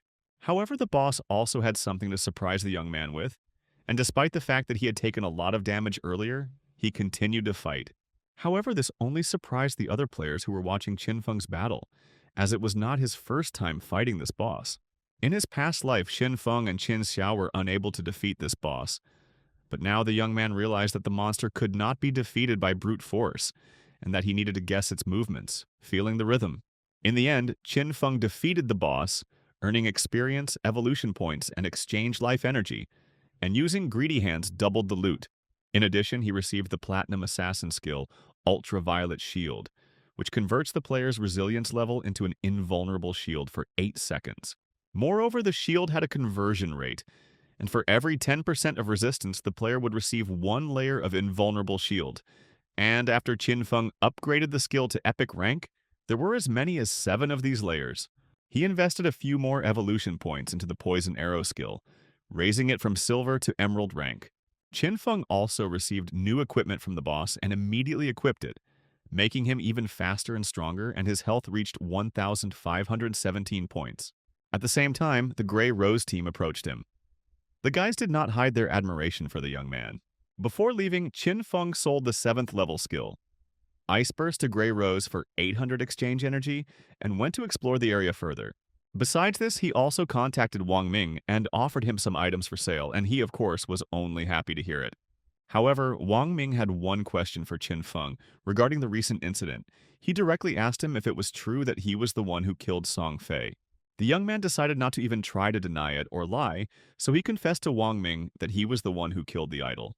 Besides, even if he lied, it wouldn't help, because Wang Ming, being his friend, knew that he was leaving the game, and the time and method of the murder pointed to him. Qin Feng also realized that if Wang Ming asked him about this, it meant that the Chinese authorities already knew about everything, so he even became curious about how they would react. Meanwhile, Wang Ming was not alone. An Yu was also with him. Surprised that Qin Feng confessed to the murder, even though they considered him to be the main suspect, An Yu told him that during the investigation they found out that Song Fei and Jiang Li were plotting against him and kidnapping players and forcing them to work for them, so killing him could be considered self-defense. Qin Feng understood their intentions because they didn't know who he really was and hoped to continue cooperating with him, but this was to his advantage. However, he came to them not only to discuss the murder of Song Fei and Jiang Li, but also to sell some equipment and skills. Qin Feng told them the prices for each lot, and An Yu immediately agreed without even trying to bargain with him. The young man again received more than 10,000 exchange energy, and there was something interesting here. When the exchange energy exceeds 10,000, it is counted in years, and 60 years is about 22,000 days. Translated into currency, this is about 400 million, and even for the state, this is a huge amount of money. But the investment was worth it because the results will cover the costs, and with the help of new skills and equipment, strong teams will appear in Shanghai. Meanwhile, Anyu pointed out that the Dajiang group was holding many players captive, so they were going to rescue them, inviting Qin Feng to join them. Qin Feng was surprised that Anyu, turning a blind eye to the murder, was trying to recruit him, but he still decided to refuse. However, before leaving, Qin Feng told them that their guess was correct. He really did use game skills to kill Song Fei and Zhang Li, and it would be possible for them too once they reached level 10. Anyu understood Qin Feng's hint. The Dajiang group also knew something, so they started buying up energy so that when their people reached level 10, they could climb to the top. After that, Anyu suggested that Wang Ming split up to level up, because since everyone on their team was a high-level player, there would be little use in one-shotting the mobs, and leveling up separately would go faster. Right now, their main priority was to reach level 10 as quickly as possible to try and prevent chaos. Qin Feng himself went to the city and wanted to acquire information about the location of the silver and gold bosses, promising a generous reward in the form of exchange energy. Li Jun approached him and said that Zhang Li was willing to pay him 300 million won, as well as shares of Dajiang Group in exchange for agreeing to accompany her. Since Li Jun had not yet logged out of the game, he did not know that the girl was dead until one of the players told him about it. Li Jun was surprised and at the same time happy, because after Qin Feng refused to accept the money, he fell for it and decided to cooperate with Zhang Li. He thought that he would have to beg for this money, but as soon as he arrived at the place, he was immediately knocked out and he woke up in the basement. As a result, he was forced under torture to collect energy for Jiang Li and lure new victims, so Li Jun was only glad that she died. Qin Feng knew that Li Jun was also involved in Zhang Li's shady dealings, but he denied it and quickly ran away. At the same time, the same Chiang Shushi joined the game, although she was not particularly happy about it. She spent a lot of money on buying equipment and skills, leveling up her melee, and then started killing other players to steal their energy. This made Chiang Shishi angry because if it weren't for this game, she would be doing her usual things. Even though everyone already knew that this was not just a game, and there was a case where the skills were used in the real world, Chiang Shishi did not give up her pleasure. Moreover, she was especially interested in Shadow, since it was he who killed Song Fei, with whom Chiang Shishi also had contact. After that, Chiang Shishi logged out of the game, and before that, she asked her people to find someone who could help her contact the Shadow. Chiang Shishi wanted to find him and offer him a good amount of money and energy to kill Qin Feng in the real world, without even knowing that he was the Shadow. At the same time, Qin Xiao joined Jiang Wei and explored the game world with her friend Chu Yang, but she still hadn't learned how to properly use her skills. However, Qin Xiao herself continued to act arrogantly, and after her hunger reached 90% in the real world, she immediately logged out of the game. Her behavior irritated Jiang Wei, and he noticed that the girl had changed immediately after meeting Shadow, so he wanted to show her that he was also worthy of respect. Qin Xiao woke up in her new apartment where there was complete chaos, and the refrigerator was completely empty, as if a mouse had hanged itself in there. Moreover, the deliveries were not working, and this reminded the girl of the times when Qin Feng cooked food for her. But she immediately drove away such thoughts, believing that her brother was useless to her, and freedom was much more important than his care. At this time, Qin Feng was hunting bosses, and in just an hour managed to kill 4 silver ones at once, receiving 16 evolution points from each. He also upgraded his equipment to gold level and above, and also collected a lot of trophies from bosses, which he could sell in 3,500 days on average. His overall skill cooldown was increased by 75%, and since there were no platinum bosses near the rookie cities, gold was the limit. To get stronger, he needed to upgrade his class. Platinum bosses have anti-stealth of at least level 2, so Qin Feng needed to level up to level 3, which required another 20,000 points. In his past life, killing one platinum boss took a lot of effort, but now he was confident that he could handle them alone. In addition to hunting, he was engaged in trade, selling unnecessary loot, and had already accumulated 105 years of exchange energy. On the way, he was stopped by a player who offered him huge amounts of money and energy to kill Qin Feng. The young man was surprised, because in essence he was now being asked to kill himself, and he decided to ask what he had done to upset Qin Feng so much. However, he did not answer, and only said that for his death, they would pay 3,000 days of energy, which is equal to approximately 50 million. Qin Feng was surprised that someone was willing to put such a bounty on his head, especially since such threats had only appeared in the middle of the game before. But without thinking twice, he realized that the only one who could have both motive and money was Chiang Shishi. If she just wanted to kill him, she would have done it a long time ago, which means the reason was different. Feng guessed that her goal was to reach the shadow, and she didn't even suspect that it was him. He understood that Chiang Shishi was eager to take revenge for his refusal, and was even surprised that she got down to business so quickly, so he agreed. The young man said that he would fulfill the order, but only for a 50% prepayment and with the right to choose the time himself, after which the player immediately transferred the energy. Moreover, he gave him personal information about Qin Feng, including his residential address. After that, they parted, and the young man said to wait for the result. But the surprises did not end there. A girl came up to him and said that she knew where the Golden Boss lived. Qin Feng replied that he would only pay after confirmation, and she agreed, offering to follow her. On the way, the girl told him that the boss's name was Plagueman, and that Qin Feng had met someone like him in his past life. Its main feature was a poisonous ring that dealt damage to anyone who came too close. After confirming that her words were true, he transferred the promised 100 units of exchange energy to her. But then the girl warned him that it was a trap. As soon as he started the fight, players would appear who decided to kill him. She added that they had a second-tier anti-stealth artifact, but Qin Feng merely replied that it didn't matter. However, the girl said that even her warning was part of the plan, because when the players arrived, she would have to stop them in order to earn his trust and then figure him out in real life. She admitted that she was forced to do it, but she herself does not want to harm others. Moreover, she named the name of the customer. It was Fang Xiang, the same one who tried to steal the ghost rook from him, and then slipped him a fake skill. After that, Qin Feng went to the boss, saying that he would turn Fang Xiang's plan against him. The girl tried to dissuade him because Fan Xiang had already brought 3 teams of 18 people here, and the boss had dealt with them in less than half a minute due to the strong poison. But Qin Feng didn't listen, confident in his own strength, and that the boss wouldn't be a problem for him. He activated 3 skills at once: Gift of Mercy, Sneak Attack, and Flesh Rip, dealing colossal damage. With this single attack, he took off 2/3 of the boss's health, dealing over 80,000 damage. After that, he retreated to a safe place to wait for reloading, and at the same time for Fang Xiang to appear. At that moment, Fan Xiang's men appeared, pretending to attack the girl. She immediately activated the protective shield, and Qin Feng understood why she was given this role. While everyone was focused on her, the young man used Shadow Massacre, destroying everyone. He didn't stop there and used the Flowering Curse to not even give them a chance to return. After seeing Qin Feng's true strength, the girl realized that it was not in vain that she betrayed Fang Xiang and abandoned his plan. Once the mercenaries were dealt with, the young man finished off the boss and received the usual trophy for his rank. However, after using greedy hands, he was pleasantly surprised. The boss dropped a new platinum skill, Moment of Darkness, which allowed him to blind enemies with a blade from a distance. This move perfectly enhanced his fighting style, and now he could double his damage even without activating invisibility, and the level of anti-stealth ceased to matter. Before class promotion, he was only missing 10,000 experience, which he decided to get on regular mobs.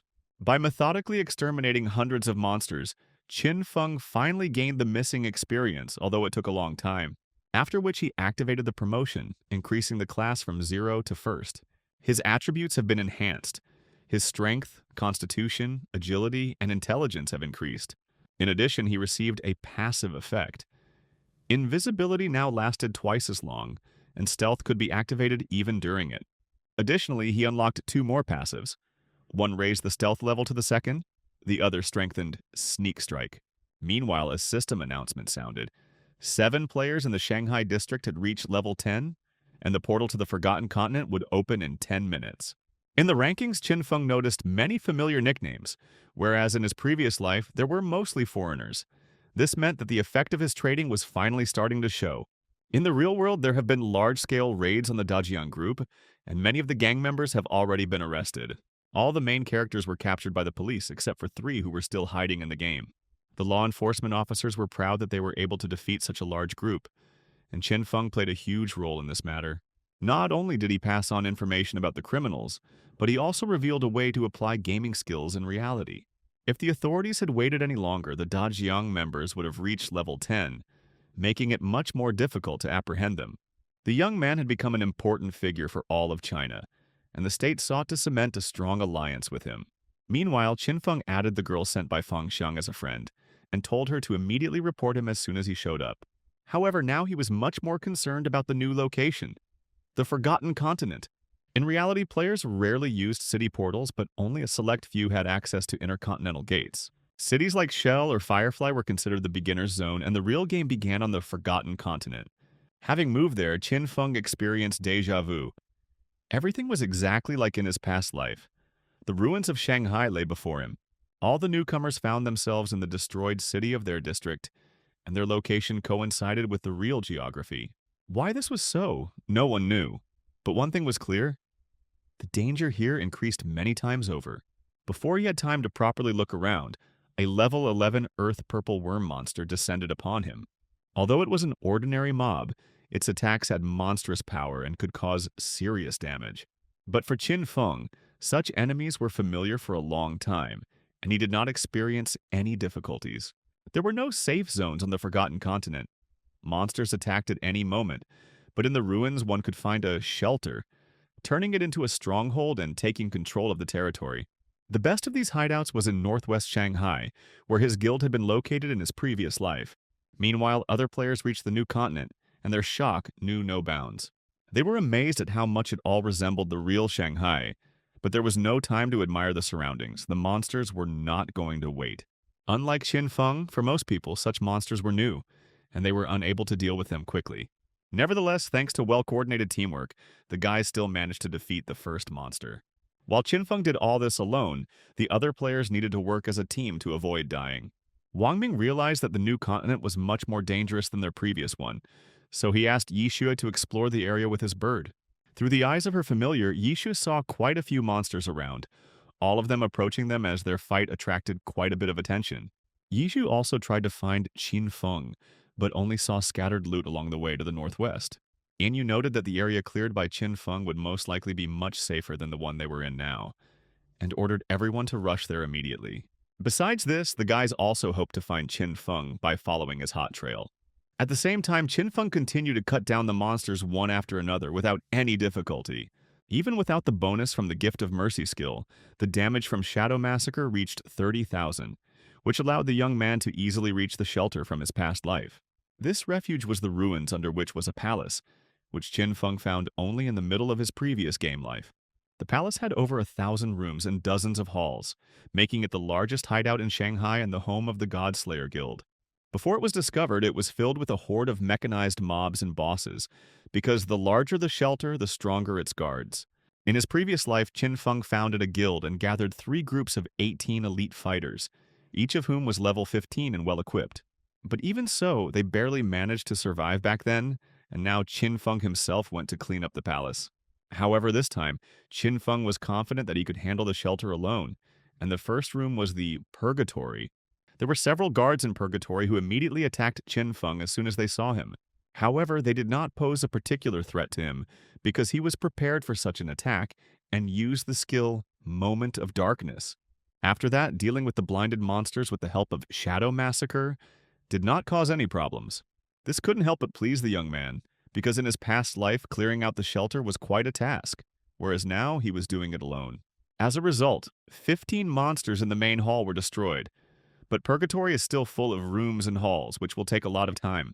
However, this was only to Qin Feng's advantage, because thanks to all these monsters, he would be able to accumulate a lot of experience and evolution points. But what's most interesting is that when all the normal mobs are destroyed, the main boss guardian will appear. At the same time, foreigners also began to open a portal to the Forgotten Continent, and saw for the first time the ruins of New York, London, and other cities. And the battle with the first monsters caused them much more problems than the rest. Meanwhile, Wang Ming and the others hid in the ruins, waiting for the monsters to completely lose track of them before they could go looking for Qin Feng. Yu noted that this was indeed surprising. She thought that they were all already strong enough, but it turned out that it was still better for them to hide behind the shadow. Meanwhile, Yixue once again scouted the surroundings and saw that the trail formed from the loot had suddenly stopped for some reason. While others were wondering where Qin Feng was and why his trace had suddenly disappeared, the young man continued to clear the shelter and had already killed all the guards. After a considerable amount of time, he cleared 4 halls, more than 1,000 rooms, and also killed about 400 mobs, in addition to 4 bronze and 2 silver bosses. At that same hour, Wang Ming decided to contact him, informing him that they had found the loot that he had not picked up, and said that they were willing to pay for it. Qin Feng replied that he would contact him later, saying that this was far from all that he could sell him. After that, Wang Ming left him the coordinates of the bunker they were hiding in, and Qin Feng set off for the final part of clearing out the shelter. In place of the boss guard, there is now the Angel of Purgatory Phaser, a level 15 platinum boss that must be defeated to take over the refuge's territory. Phaser was the strongest monster in the city ruins, as well as the highest-ranking boss, with about 750,000 health, as well as 3 phases of battle. In his previous life, his thunder attack had almost cost Qin Feng his life, despite him being wearing a full set of golden armor. But now the youth was confident that things would be different. Qin Feng decided not to hesitate and immediately attacked the boss, using his strongest skills, Shadow Massacre and Flesh Tear. However, he still had to remain vigilant because if his lightning hit him, with his current level of protection and electrical resistance, he would be finished. After all, attacks from bosses of platinum rank and above have a high chance of hitting, and if regular mobs with their 75% evasion have only a 25% chance of hitting them, then for those like Phaser, it increases to 50%. In his previous life, Qin Feng's team had barely survived thanks to the shields of the clerics and luck, but this time, the young man was confident that he could defeat the boss. Having lost a certain amount of health, the boss entered the second phase, when Phaser becomes invulnerable and begins to create ball lightning, and the player must destroy them, otherwise the boss will enter Berserk mode. In the past, this attack had wiped out their team, after which Qin Xiao went Berserk and refused to participate in the next raid, and strangely enough, the team succeeded without her. Using Poison Arrow, Qin Feng destroyed the ball lightnings one after another, and each destroyed sphere also dealt damage to the boss. Thus, after some time, the boss's health was reduced to a decent level. After this, the final third phase began, when Phaser uses constant area attacks. That time, Qin Feng's entire team was equipped with electricity-resistant armor, and shields were cast by 4 clerics at once, and they still barely survived. However, in this life, Qin Feng would not have to go that far, as this time he would be attacking the boss from the air. Using the skills Gift of Mercy and Ultraviolet Shield, in conjunction with Shadow Massacre, Qin Feng dealt devastating damage to the monster. The blow was so powerful that Phaser died instantly, and after killing him, Qin Feng reached level 11, received an insane amount of exchange energy, as well as a lot of free experience and evolution points. Moreover, the young man became the first in the world to kill a platinum boss, thereby earning 10 reputation points and becoming the keeper of the Purgatory. The shelter itself can be used not only as a safe place, but also as a storage, and everything can be pulled out of it into reality. From the beginning of the game, weapons of the ordinary world began to rust and deteriorate, especially the most dangerous ones, such as nuclear bombs. They became useless from the first day, and the equipment soon turned into ordinary scrap metal. In other words, since then, the Earth conflicts have been conducted only through the game's capabilities, but the shelters that could be transported into the real world are able to create a magical barrier, making them the safest place on the planet. Since this place was the base of his guild in Qin Feng's previous life, it brought back good memories for him. But back then, countless people came and went in his life, all with their own problems. But this time, Qin Feng is different and intends to remain alone until the very end, not letting anyone near him. At the same time, Qin Xiao, Qin Feng's previously beloved sister, died time after time and still could not get used to the game world. Her faithful friend Chu Yan was with her all this time, so they often died together. At that moment, the system announced that Shadow was the first in the world to kill a platinum boss, which caused discontent in Qin Xiao because while others were dying from ordinary monsters, someone had already killed a platinum one. However, Qin Feng didn't care what anyone thought of him, because he strictly followed his plan and didn't deviate from the path. Qin Feng decided to use the evolution points he received to upgrade the Greedy Hand skill, increasing it to the legendary rank, and now the chance of additional loot has increased to 500%.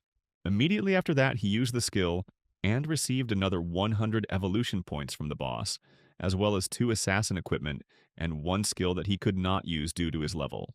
Then he summoned the Condemned Man and ordered him to collect all the loot in one pile, and decided to spend the remaining evolution points on upgrading non-epic skills to epic. Thanks to this, he upgraded the skills Shadow Walk, Sneak Strike, Blooming Curse, and Moment of Darkness to epic, becoming even stronger.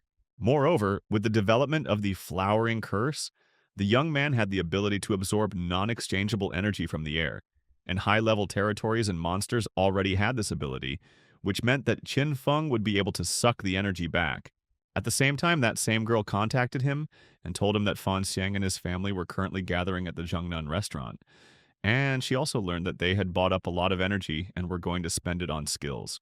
After which, Qin Feng decided to collect all the remaining loot and head to Wangming to sell everything he didn't need. And he didn't even expect that greedy hands would be so useful. Arriving at the coordinates that Wang Ming had previously left for him, he saw the other team members there, as well as An Yu, who wanted to throw herself into his arms. However, Qin Feng pushed her away, saying that he only came here to sell a few items. An Yu decided not to hesitate or even bargain, but immediately bought everything that Qin Feng offered. Before leaving, Qin Feng only gave them a little advice. Under the monument in the center of the city, there is a staircase, by going down which they can find a teleportation circle back to the city of beginners.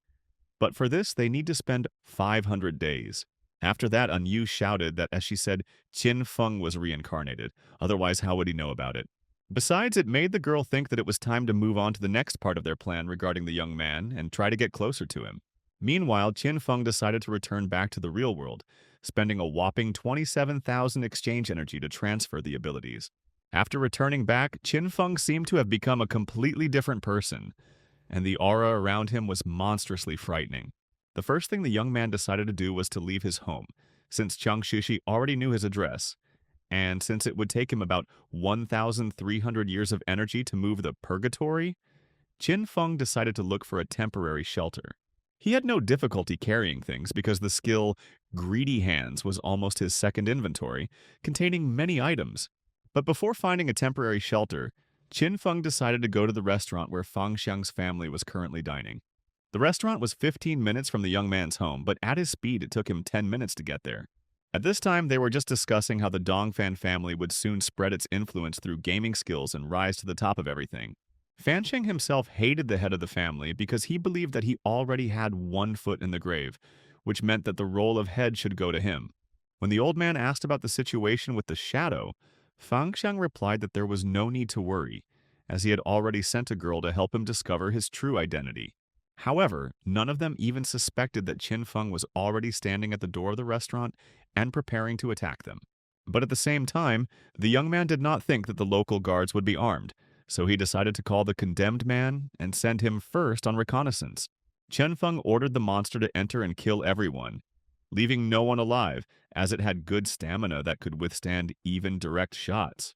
As soon as the monster entered, they immediately started shooting at it, thinking that this would somehow help kill it. But ordinary weapons were like a mosquito bite to him, which he did not pay attention to. Eventually, the condemned man reached the Dongfan family, killing everyone. However, Fan Xiang still managed to escape by taking advantage of the moment. At least he thought he managed to escape. In fact, Qin Feng expected him to do such a thing because just as he wanted to run away, he instantly cut off his head. And in order to prevent Fang Xiang from interfering with him in any way in the future, he used the skill Blooming Curse. Thanks to this, Qin Feng finished off the Dongfang family and also earned 27,000 exchange energy and 482 years of non-exchange energy from them.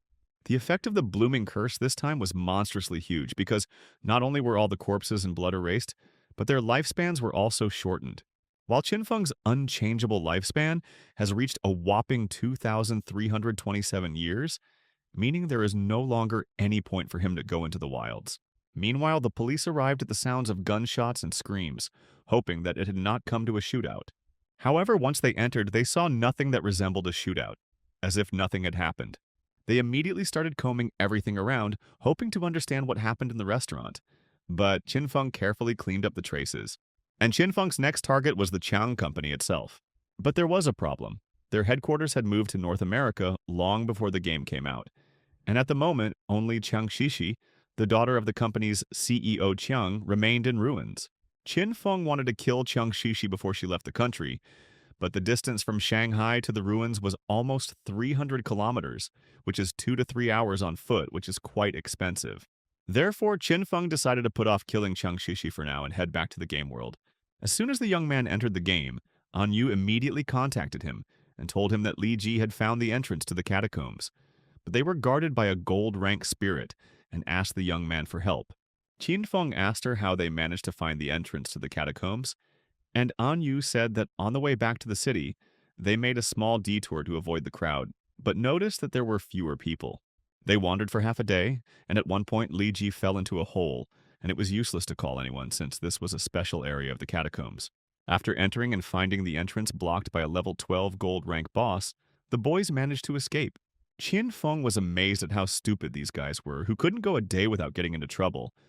But the catacombs, like the Temple of Faith and the Cursed Ruins, were all random phenomena of the wild nature. After that, he asked Anyu for the coordinates and went to the entrance of the catacombs and was surprised that Li Ji managed to literally fall into the well during her walk. After going down, the young man entered the catacombs of the Tomb of Hatred, where remote communication was out of reach. There, the spirit of hatred was waiting for him, the very same gold rank level 12 boss that Anyu had told him about. In his past life, the young man had not encountered such mobs, but judging by the appearance, the boss should have an enhanced physical attack and a greater striking range. However, no matter how strong he seemed, for Qin Feng with his current strength and skills, defeating him was not difficult. Since the boss had a pretty strong defense, causing the damage from Shadow Massacre to only be 80% of a normal hit, Qin Feng decided to finish him off with Pierce, just in case. However, everything turned out to be not as simple as it seemed to the young man at first glance. Suddenly, the boss's hand came towards him and exploded, and if Blurred Shadow hadn't worked, there would have been nothing left of the young man. In Qin Feng's past life, there was an incident where they met a new boss, and after killing him, one of his comrades ran to the loot, but the body exploded and nothing was left of him. But usually bosses of platinum level and above are capable of this, so such an ability from a gold boss surprised Qin Feng quite a bit. From the boss, he received a new gold rank skill, Shadow Blade, which allows him to use dark power and deal damage with a Shadow Blade to all enemies within a 5-meter radius. This skill was quite useful for Qin Feng, and by upgrading it, he would make it even stronger, increasing its attack range and damage.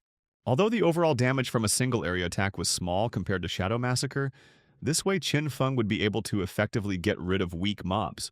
In addition to the new skill, the young man also received a gold-level leather armor of hatred, which increased attack power if the player was attacked.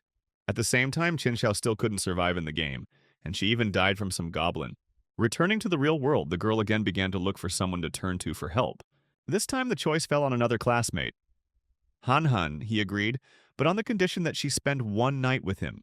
This option did not suit her, so she decided to turn to another, Zhang Qin Xiaoyu, who was in love with her, but he also refused, saying that if she abandoned her brother, then she would abandon him as well.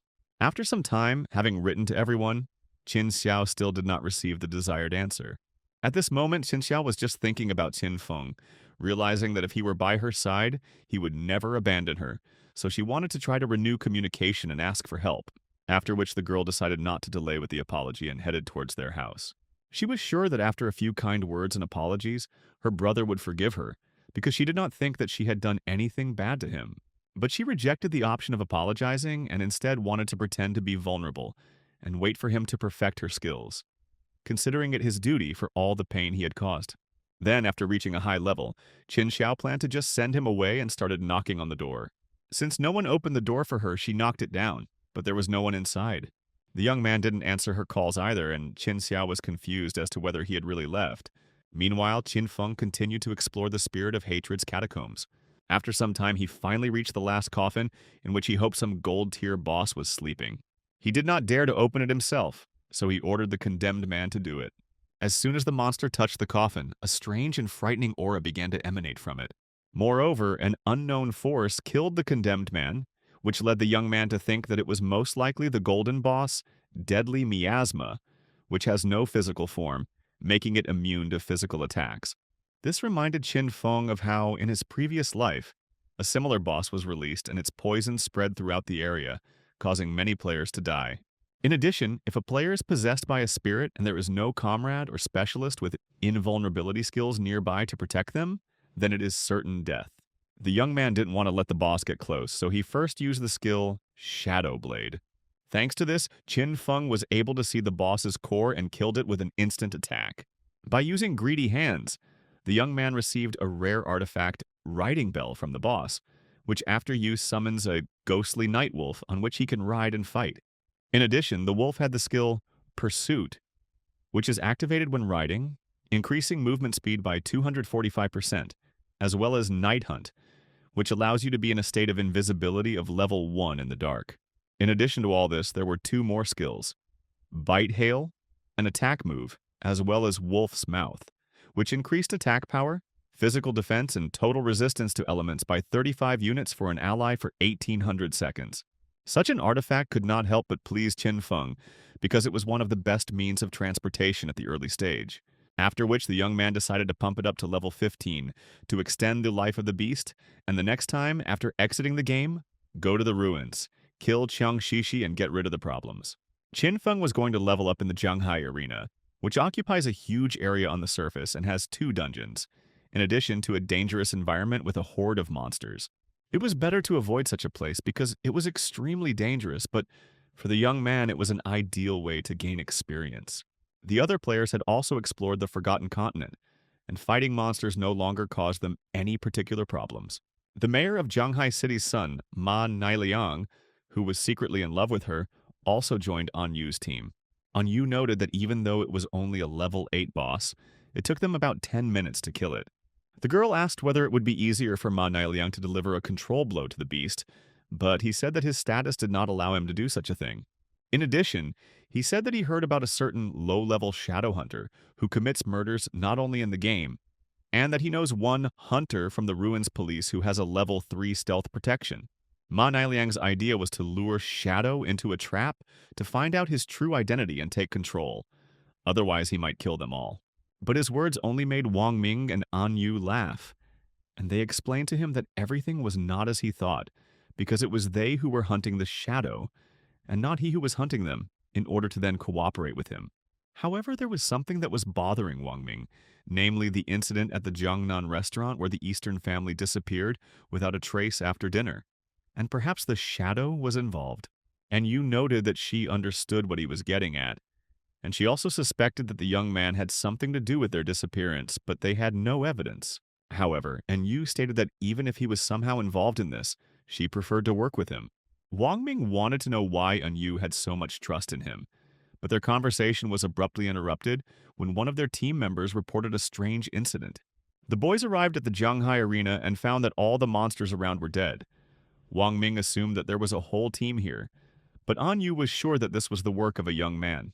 While Ma Nailiang continued to be indignant, An Yu contacted Qin Feng and offered to sell them any unnecessary loot if there was any. In an instant, the young man was already in the arena, looking angrily at the dissatisfied Ma Nailiang. At the same time, An Yu was beside herself with surprise and wanted to ask Qin Feng where he got such a wolf. Qin Feng said that all this was thanks to their coordinates with the catacomb, and meanwhile decided not to delay and said that they could take all the loot that was lying on the ground. Looking at him, Ma Nailiang was furious because Qin Feng had just disgraced him in front of everyone, and he promised to get even for it. Meanwhile, having cleared the arena, the young man acquired a new gold skill, Silent Stealth, which after entering a state of invisibility allows him to remain unnoticed until he attacks someone or moves. In addition, he earned a lot of evolution points, which allowed him to upgrade other skills. In addition, thanks to the upgrade, he received the 4th level of stealth, and now no one will be able to notice him. And thanks to the Shadow Veil, his evasion reached 83%. Along the way, Qin Feng came across a new boss, the Steel Maiden, whom he also met in his past life. In the past, she appeared in the slums of Jianghai, and the number of people who went on a crusade after her reached 1,000. And the death toll was more than 4,000. In fact, she was the guardian of a shrine called the Church Sanctuary, the second largest shelter in the Zhanghai slums. Qin Feng originally wanted to deal with the boss after killing Qiang Shishi, but the plans changed slightly. Meanwhile, one of the teams of players had already challenged the boss, but the battle was unsuccessful for them. But among all the players, he noticed one from his past life, and his name was Chen Wuming, who had a hidden build called Templar. In their previous life, they fought for 9 years, but they could not determine the winner because Chen Wuming was a deceitful and evil person who lost time after time, but did everything to escape. At that time, the Steel Maiden was destroyed by Chen Wuming's guild, the Templars, and then rumors spread that the gods of the West and the Temple of the East were slaughtered. Qin Feng's guild controlled the western and eastern parts of the Zhanghai slums, while the Templars only recruited knights by forcing them to sign a contract with a lifelong tax of 50%. Therefore, Qin Feng did not want to allow something like this to happen in this life, so he decided to deal with Chen Wuming as well. He killed all the players, especially Chen Wuming, and then used the skill Blooming Curse. The guys didn't understand how this happened, but they didn't plan to give up, and Chen Wuming told the others not to give up, but instead to look for a new place to farm. Meanwhile, Qin Xiao, whose life energy was already barely at zero, also joined the Templars, and after this incident, it decreased even more. With such a short lifespan, the girl was on the verge of death, which is why she decided to join Chen Wuming and do black work. But Qin Feng did not feel sorry for her. Besides, now the young man needed to focus on his own battle with the boss. After all, no matter how strong he considered himself, and no matter how confident he was in his skills, this was still not an ordinary boss in front of him. The young man wanted to launch a surprise attack from the air by combining the skills Gift of Mercy and Plague Blade.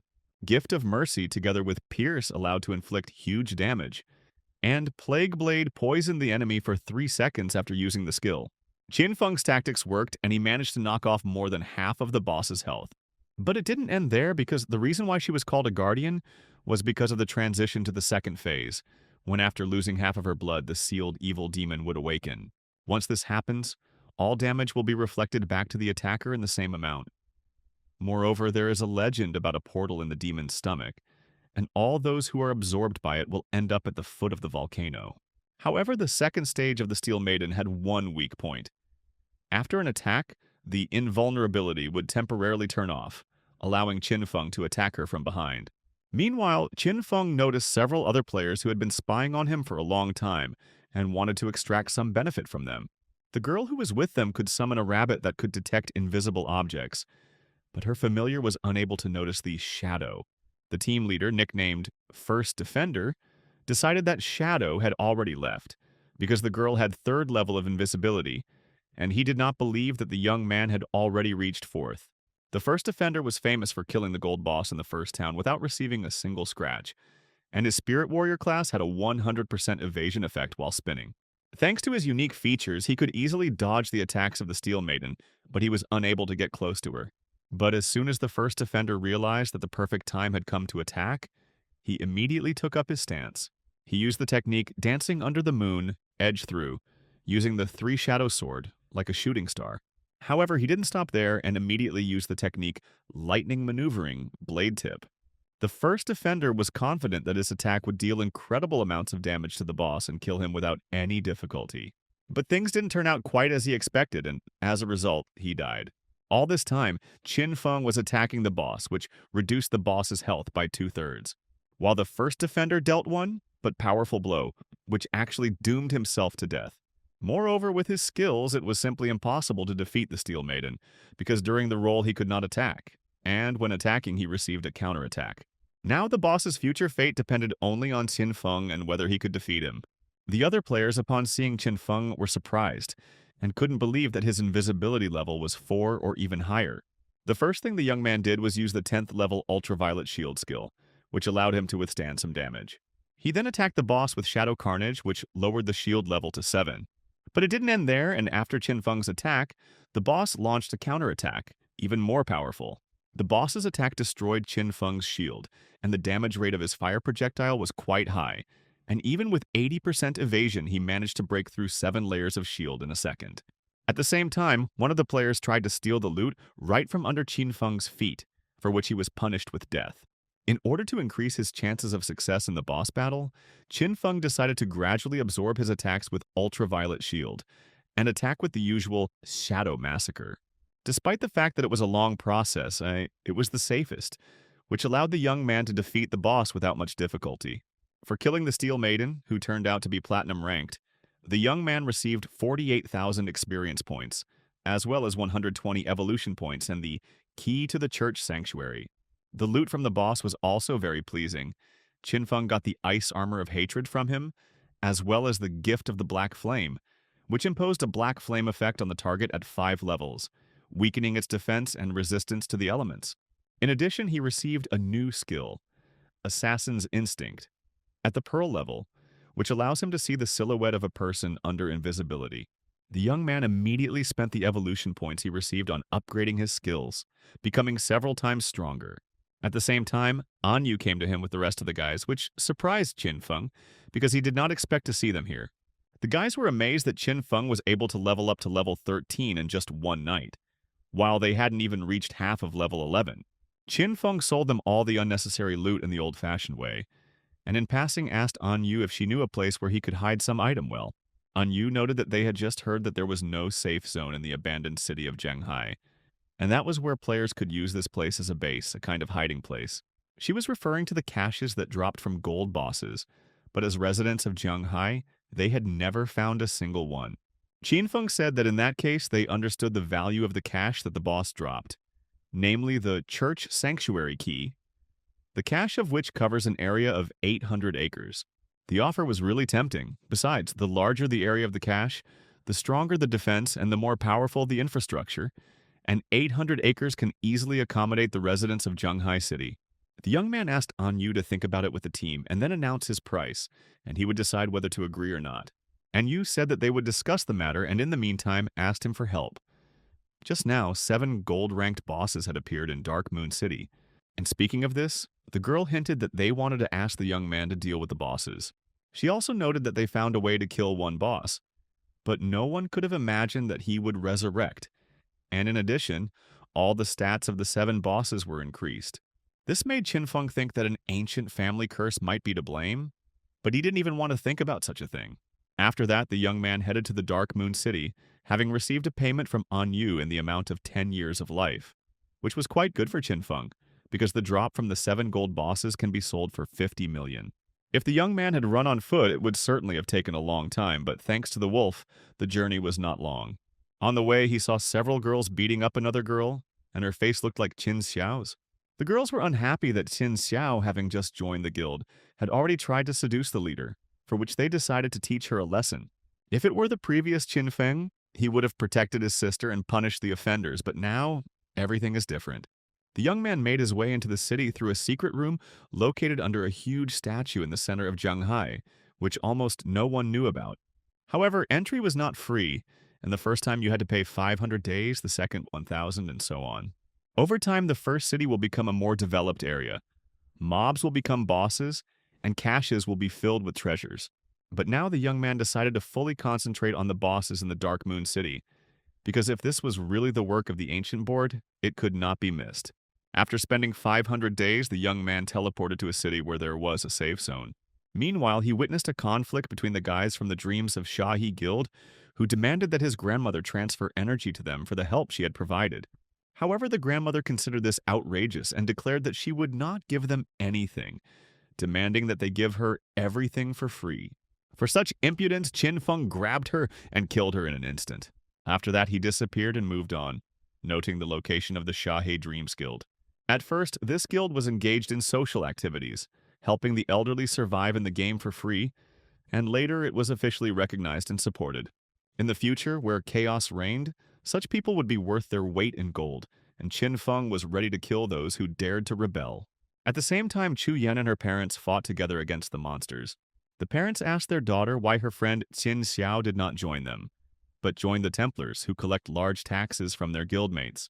Chu Yang replied that Qin Xiao did not agree, although she tried to persuade her, saying that they were a public organization, and they were full of players like her who did not know how to do anything, but were willing to help each other. The Chu Yang family had a calm playstyle, only killing normal monsters and trying to avoid encounters with bosses. Then suddenly the unexpected happened. Someone attacked them in a wild area where killing was prohibited.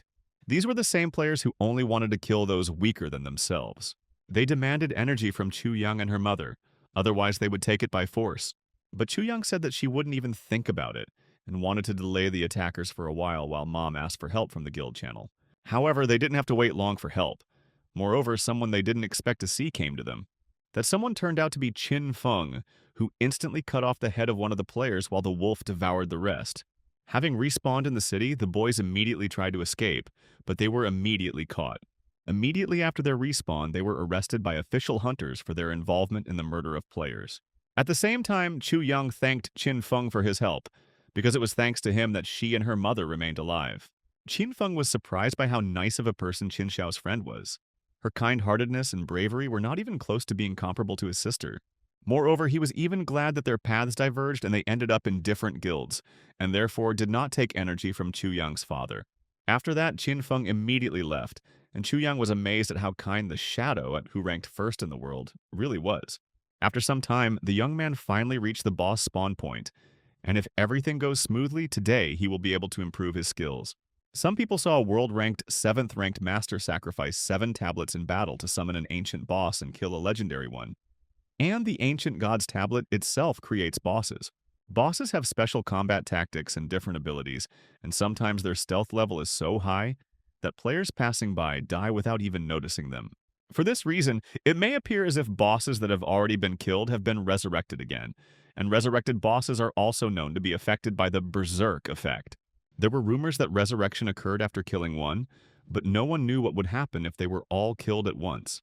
This was exactly what Qin Feng wanted to find out, first calling the condemned man and ordering him to attack the bosses. However, this did not last long, and after just a few seconds the condemned man died. The young man realized that firstly, all the bosses were level 10, secondly, attacks from behind did not work on them, and thirdly, their characteristics were twice as high as those of gold bosses. Considering all this, Qin Feng decided to attack the bosses using the skill Shadow Blade. The first thing that surprised him was that the skill didn't do much damage to them, and the second was what happened after his attack. Something truly terrible and terrifying happened. After Qin Feng's strike, all the bosses united as one. Moreover, ancient hieroglyphs appeared on the monster's body. Misfortune, sky, antiquity, faith, darkness, and deity. The entire sequence translated as Uthos, ancient god of the apocalypse, which gave the young man the idea that the body parts needed to be attacked in alphabetical order. His theory turned out to be correct, and he was able to land a good hit on the boss, attacking all the hieroglyphs. However, it didn't end there, it was just the beginning of something bigger. Suddenly, the boss split into several parts again, each of which settled in its own coffin. The characters on these coffins corresponded to the monsters, which led Qin Feng to the idea that they should be killed near the corresponding coffins. The only good thing was that, according to the ancient god's tablet, this stage was the last one in the boss fight. At the same time, the other players were confused and did not understand what had happened. The boss suddenly disappeared, and the ground began to collapse. Meanwhile, Yu ordered them to leave from there immediately, saying that Qin Feng had already dealt with the boss.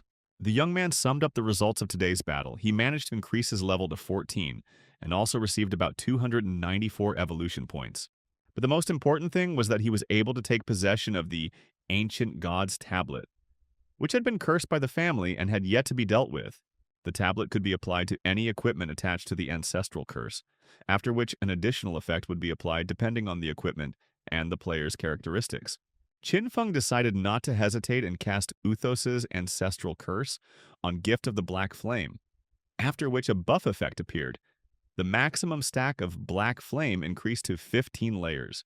However, there was also a negative effect. The main attributes of the equipment were reduced by 31%, but it was worth it.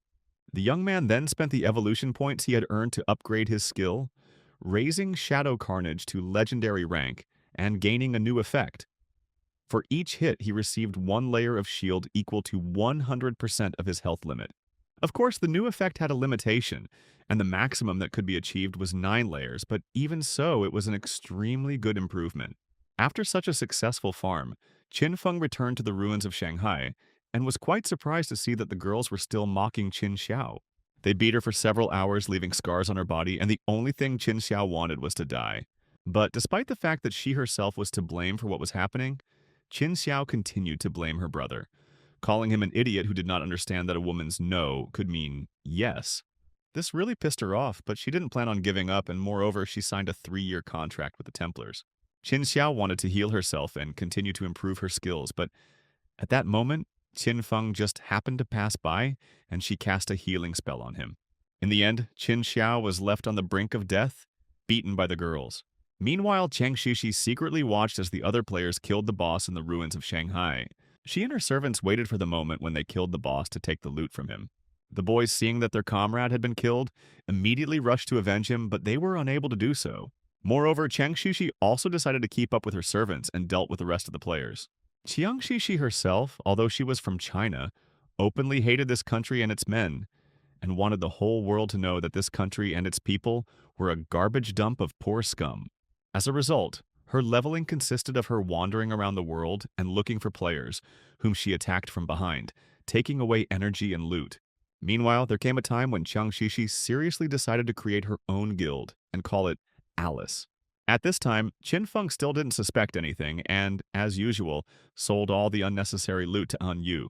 The guys agreed to meet near the statue, but An Yu came there not alone, but with an entire army, explaining that she now has a large number of lives, so she does not want to take risks.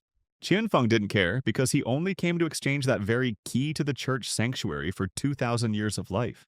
The young man decided not to delay and immediately used the life he received to transfer his skills to the real world. He maxed out all his levels and skills at the same time, except for his equipment, so now his strength in the real world is almost the same as in the game. Meanwhile, the young man received a system notification that his hunger had reached 90%. So Qin Feng decided to take a short rest and return to reality.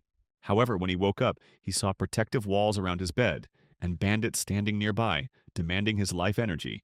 But such threats only made Qin Feng even more angry, and using the skill Shadow Blade, he voluntarily escaped from the trap.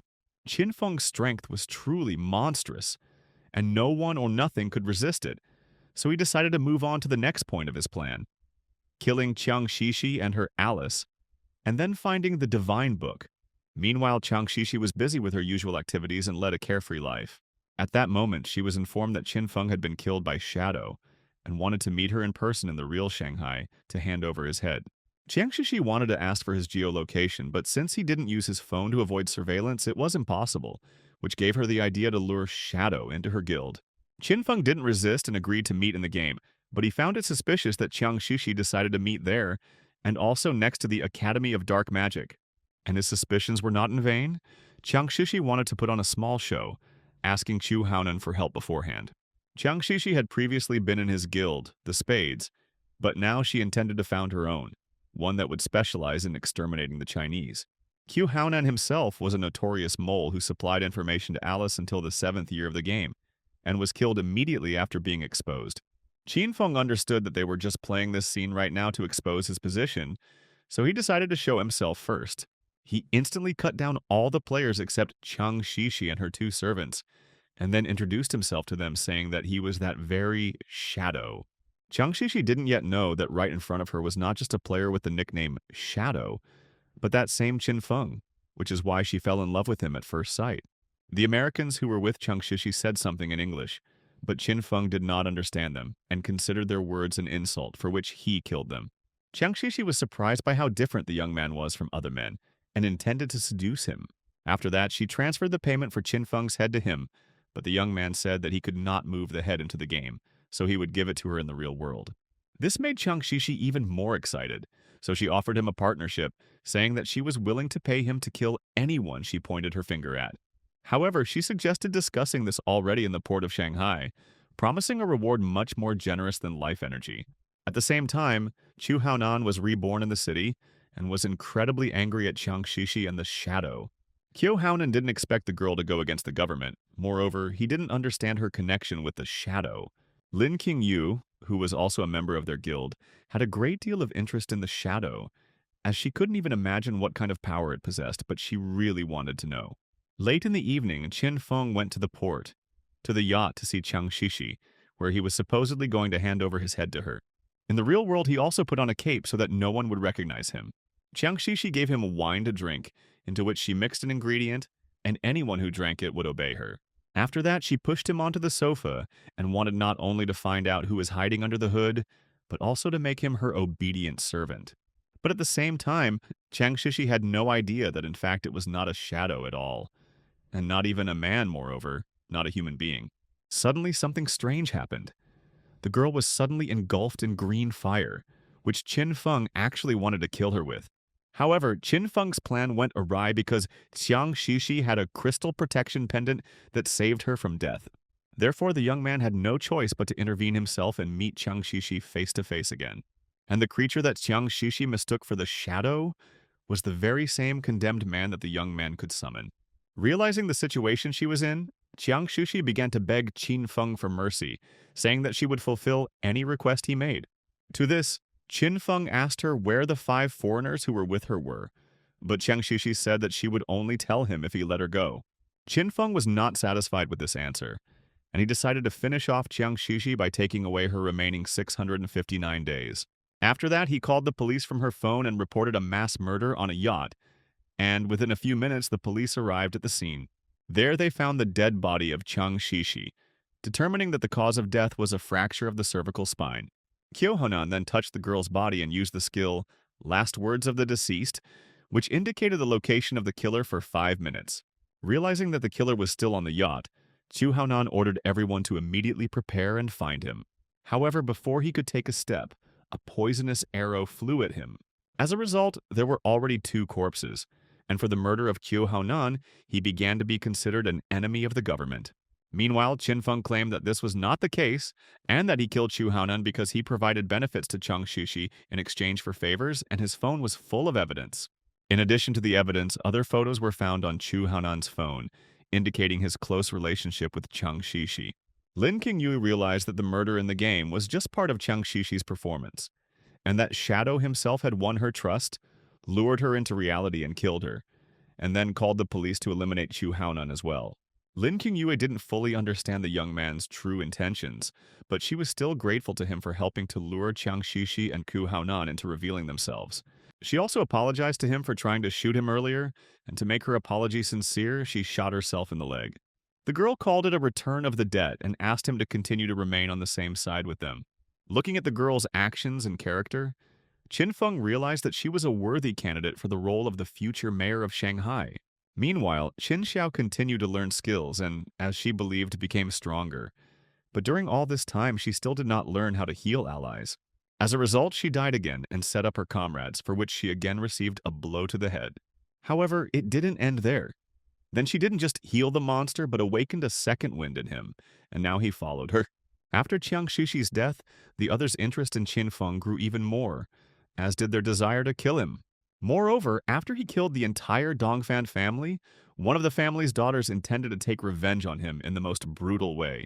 For this, she wanted to use his Nantian, who had a tendency towards cruelty and murder since childhood, and thanks to a special upbringing, became like a monster. Due to his age, Nantian couldn't go into the game, so he decided to come up with a plan to meet Shadow in the real world and kill him. His plan was to lure him into a factory that would explode as soon as he entered. The Dongfan family itself continued to engage in secret and cruel deeds, killing people who refused to give them years of their lives. Meanwhile, in the ruins of the Magic City, a real massacre was taking place. The boss that Qin Xiao had healed was killing everyone in his path. But when someone is doing badly, someone else is doing well at the same time. And this time, Qin Feng belonged to the second type. While others fought desperately to survive, the young man moved his hideout into the real world, spending 1,315 years of his life to do so. After that, Qin Feng was about to go get the Book of God's Gift, but suddenly Wang Ming informed him about a cruel boss who was killing players right now. It was the platinum boss, headless assassin Xia Luo, who had a very high stealth level, making it impossible for anyone to see her and resist her. The Great Protector also headed towards the boss, thinking that he could handle it and was confident in his strength. However, all he could do was dodge the boss's attacks by rolling. Suddenly, the boss disappeared, and the Great Defender began to think that everything was over and he would be able to survive. But the joy didn't last long. The moment the player let his guard down, Xia Luo attacked him with a blow from concealment. Qin Feng was a little late to save the Great Protector, but still used True Shadow Attack to knock down the boss. A few minutes before Qin Feng appeared, something else interesting happened related to Qin Xiao. Many people complained about Qin Xiao and said that they didn't need such a guildmate, but Chen Wuming still decided to leave her, saying that instead of combat missions, she would go in search of shelter. And for finding a gold shelter, she was entitled to 3 years of life. For a platinum shelter, 10, plus Chen Wuming would give her 1 day of life every day so that she would not die completely. Meanwhile, Qin Feng dealt with Xia Luo, killing her with just 1 blow, causing no small amount of surprise among the others. But the strangeness didn't end there. Suddenly, the space around Qin Xiao began to distort, and it was reminiscent of the boss's teleportation effect. In order to avoid the consequences, Chen Wuming simply kicked Qin Xiao away, after which Qin Xiao was already levitating in the air, surrounded by Xia Luo's clones. Upon seeing the shadow, Qin Xiao immediately began to ask him for help, considering this a great chance to get closer to him. Since there were several opponents, the youth realized that this was the moment to use Shadow Massacre, causing Xia Luo to be instantly defeated. However, in addition to Xiaoluo, the young man also hit Qin Xiao, and the girl died from the damage she received. Qin Feng received 1,520 days from the boss, and in addition, he received a lot of life spheres that he didn't know what to do with. But then An Yu appeared and said that she could buy them back. Qin Feng was surprised that Wang Ming and An Yu would appear at such times, but at the same time he was happy because he had found a place with good loot. He took Wang Ming and the others with him, saying that An Yu would not go with them, since women were not allowed in that place. The young man said that there was a tower of divine power behind the northern city gate, and if you passed the test, you could get excellent items. But the NPCs there hate women, so if there is even one girl in the team, the difficulty increases 10 times. This made Anyu quite angry, and to let off some steam, she went with the other girls to the mountain to kill some monsters there. Meanwhile, Qin Feng sent out an invitation to the team, and the guys went to the tower together. Along the way, the young man also improved the skill Shadow Blade Star, allowing him to throw daggers 20 meters away, removing one random buff, and also received a new weapon, Deadly White Blade, all of which dropped from the boss. After upgrading them, Qin Feng felt that he had become stronger, and by upgrading the Shadow Blade Star, he discovered a new legendary effect. When hitting a weak spot, 3 seconds of cooldown would be returned, which suited him perfectly. At the same time, Wang Ming and the others were 2 kilometers away from Qin Feng, and could not catch up with him due to his agility. However, after some time, Qin Feng finally reached the tower. After entering, some NPCs are ready to attack them, and they're also very angry, and the stronger the player, the more expensive the loot will be. Qin Feng said that he would only use 1% of his strength, and the rest would have to kill the golden boss, but he was the only one with such optimism. Despite this, after resting a bit, the guys went inside the tower, deciding not to delay. Everything inside looked dim and gloomy, and the unknown NPC hovering in the air added even more horror. He greeted the players and said that they would be forced to make a deal with him if they failed the test. Qin Feng told the guys not to worry and just follow his instructions, but Calm Dog literally bombarded the NPCs with questions, since he had lost 2 friends in the past and was now extremely cautious. However, Qin Feng decided not to delay and informed the NPCs that they were ready to begin. After that, he wished them good luck and summoned the Black Obsidian Golem, a level 20 gold boss. At first, this surprised the guys because before this they had only encountered monsters of level 11, but they were not going to give up. Since Qin Feng couldn't fight, the rest of the guys had to take action. Despite their fear of the monster, they gathered and acted together, striking at the monster simultaneously. However, after several attacks, the boss lost his temper and became enraged, after which Qin Feng decided to join the battle. For others, this mob was a problem and a source of fear, but for Qin Feng, it was still just an ordinary monster.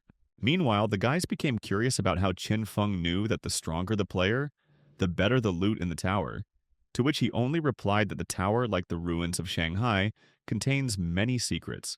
However, they had no time to talk, because the boss, although he seemed weak, possessed impressive strength. It was useless to hide from his attack since the boss was spitting out fire clockwise, so Qin Feng asked Wang Ming to cover him. When the flames died down, Qin Feng's team used their most destructive skills and dealt a critical hit to the monster. The plan worked, and thanks to well-coordinated teamwork, the guys were able to defeat the first boss. The difficulty of the boss was that when he lost 70% of his health, he would go into a berserk state, and until the effect wore off, his strength was comparable to that of a silver boss. However, they successfully passed the first test, and an NPC named Vickley congratulated them on this. But this was only the beginning. Now the lives of the guys were at stake, and the NPC offered the coveted Divine Book. However, one of the boys was careless and asked Vickley why he had 6 fingers. This hit Weekly, who then used a devastating attack to instantly kill the Calm Dog. Qin Feng explained to Wang Ming that NPCs and players cannot attack each other unless the player breaks a taboo first. And for Weekly, that taboo is specifically related to fingers. In fact, all these NPCs are the strongest creatures from other times and worlds who have gained divinity, but are bound by the ancient rules. Meanwhile, the boys could exchange years of life for useful items, in particular books. Qin Feng decided to exchange 9,000 days of life for 9 copies of the Book of the Zhanghai City God to fully cover all his daily needs. Moreover, there are achievements in the Tower of the Deity that give reputation points, and he asked Vickley if it was possible to complete the maximum difficulty trial alone. Vickley was surprised by his courage and said that it was not that simple. There were only 5 levels, the 5th was the highest, and although the boss was the same, His attack, health, defense, and skill cooldown were increased by 500%. Moreover, if the young man died during the test, he would lose all his years and they would go to Vickley. But even this did not stop him. Weekly noted that the players were too conceited to be willing to hang themselves at this stage, but he nevertheless began the test. Weekly himself is able to strengthen his summoned monsters, and 500% is not the limit. In his past life, when he killed Qinfeng, he accelerated the monsters to 2000%. Qinfeng decided not to delay with the boss and used his strongest skills from the very beginning. Besides, it was a great chance to test out the new weapon he had obtained after killing Xiaoluo. He managed to pierce one of the parts of the boss's head, causing a lot of damage, after which he immediately disappeared.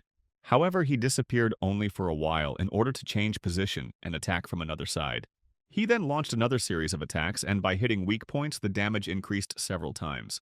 The boss's health was gradually falling, and the young man was especially grateful for the Tablet of the Ancient God, because without it, the limit of Gift of the Black Flame overlays would not allow him to deal more than 18,000 damage per attack of instant shadow. What he saw surprised even Weekly himself. He couldn't believe that the player had achieved such strength in such a short time. Meanwhile, Qinfeng used the effect Cut Throat, causing the target to receive damage equal to 200% of the previous attack every second. As a result, the young man was able to defeat the boss and completed the achievement, the 5th level of the Tower of the Deity, receiving 5 reputation points for this. He also became the first player in the world to complete the Tower of the Deity solo on the highest difficulty, earning him even more reputation points. Weekly was not going to put up with this, was extremely angry with the players and told them to leave so as not to catch his eye again. The guys expected him to use some kind of super move and kill them, but everything worked out. Vickley simply teleported them outside the tower. This was the end of their adventure with Qinfeng, but it was only the beginning of a real game that held an insane amount of secrets.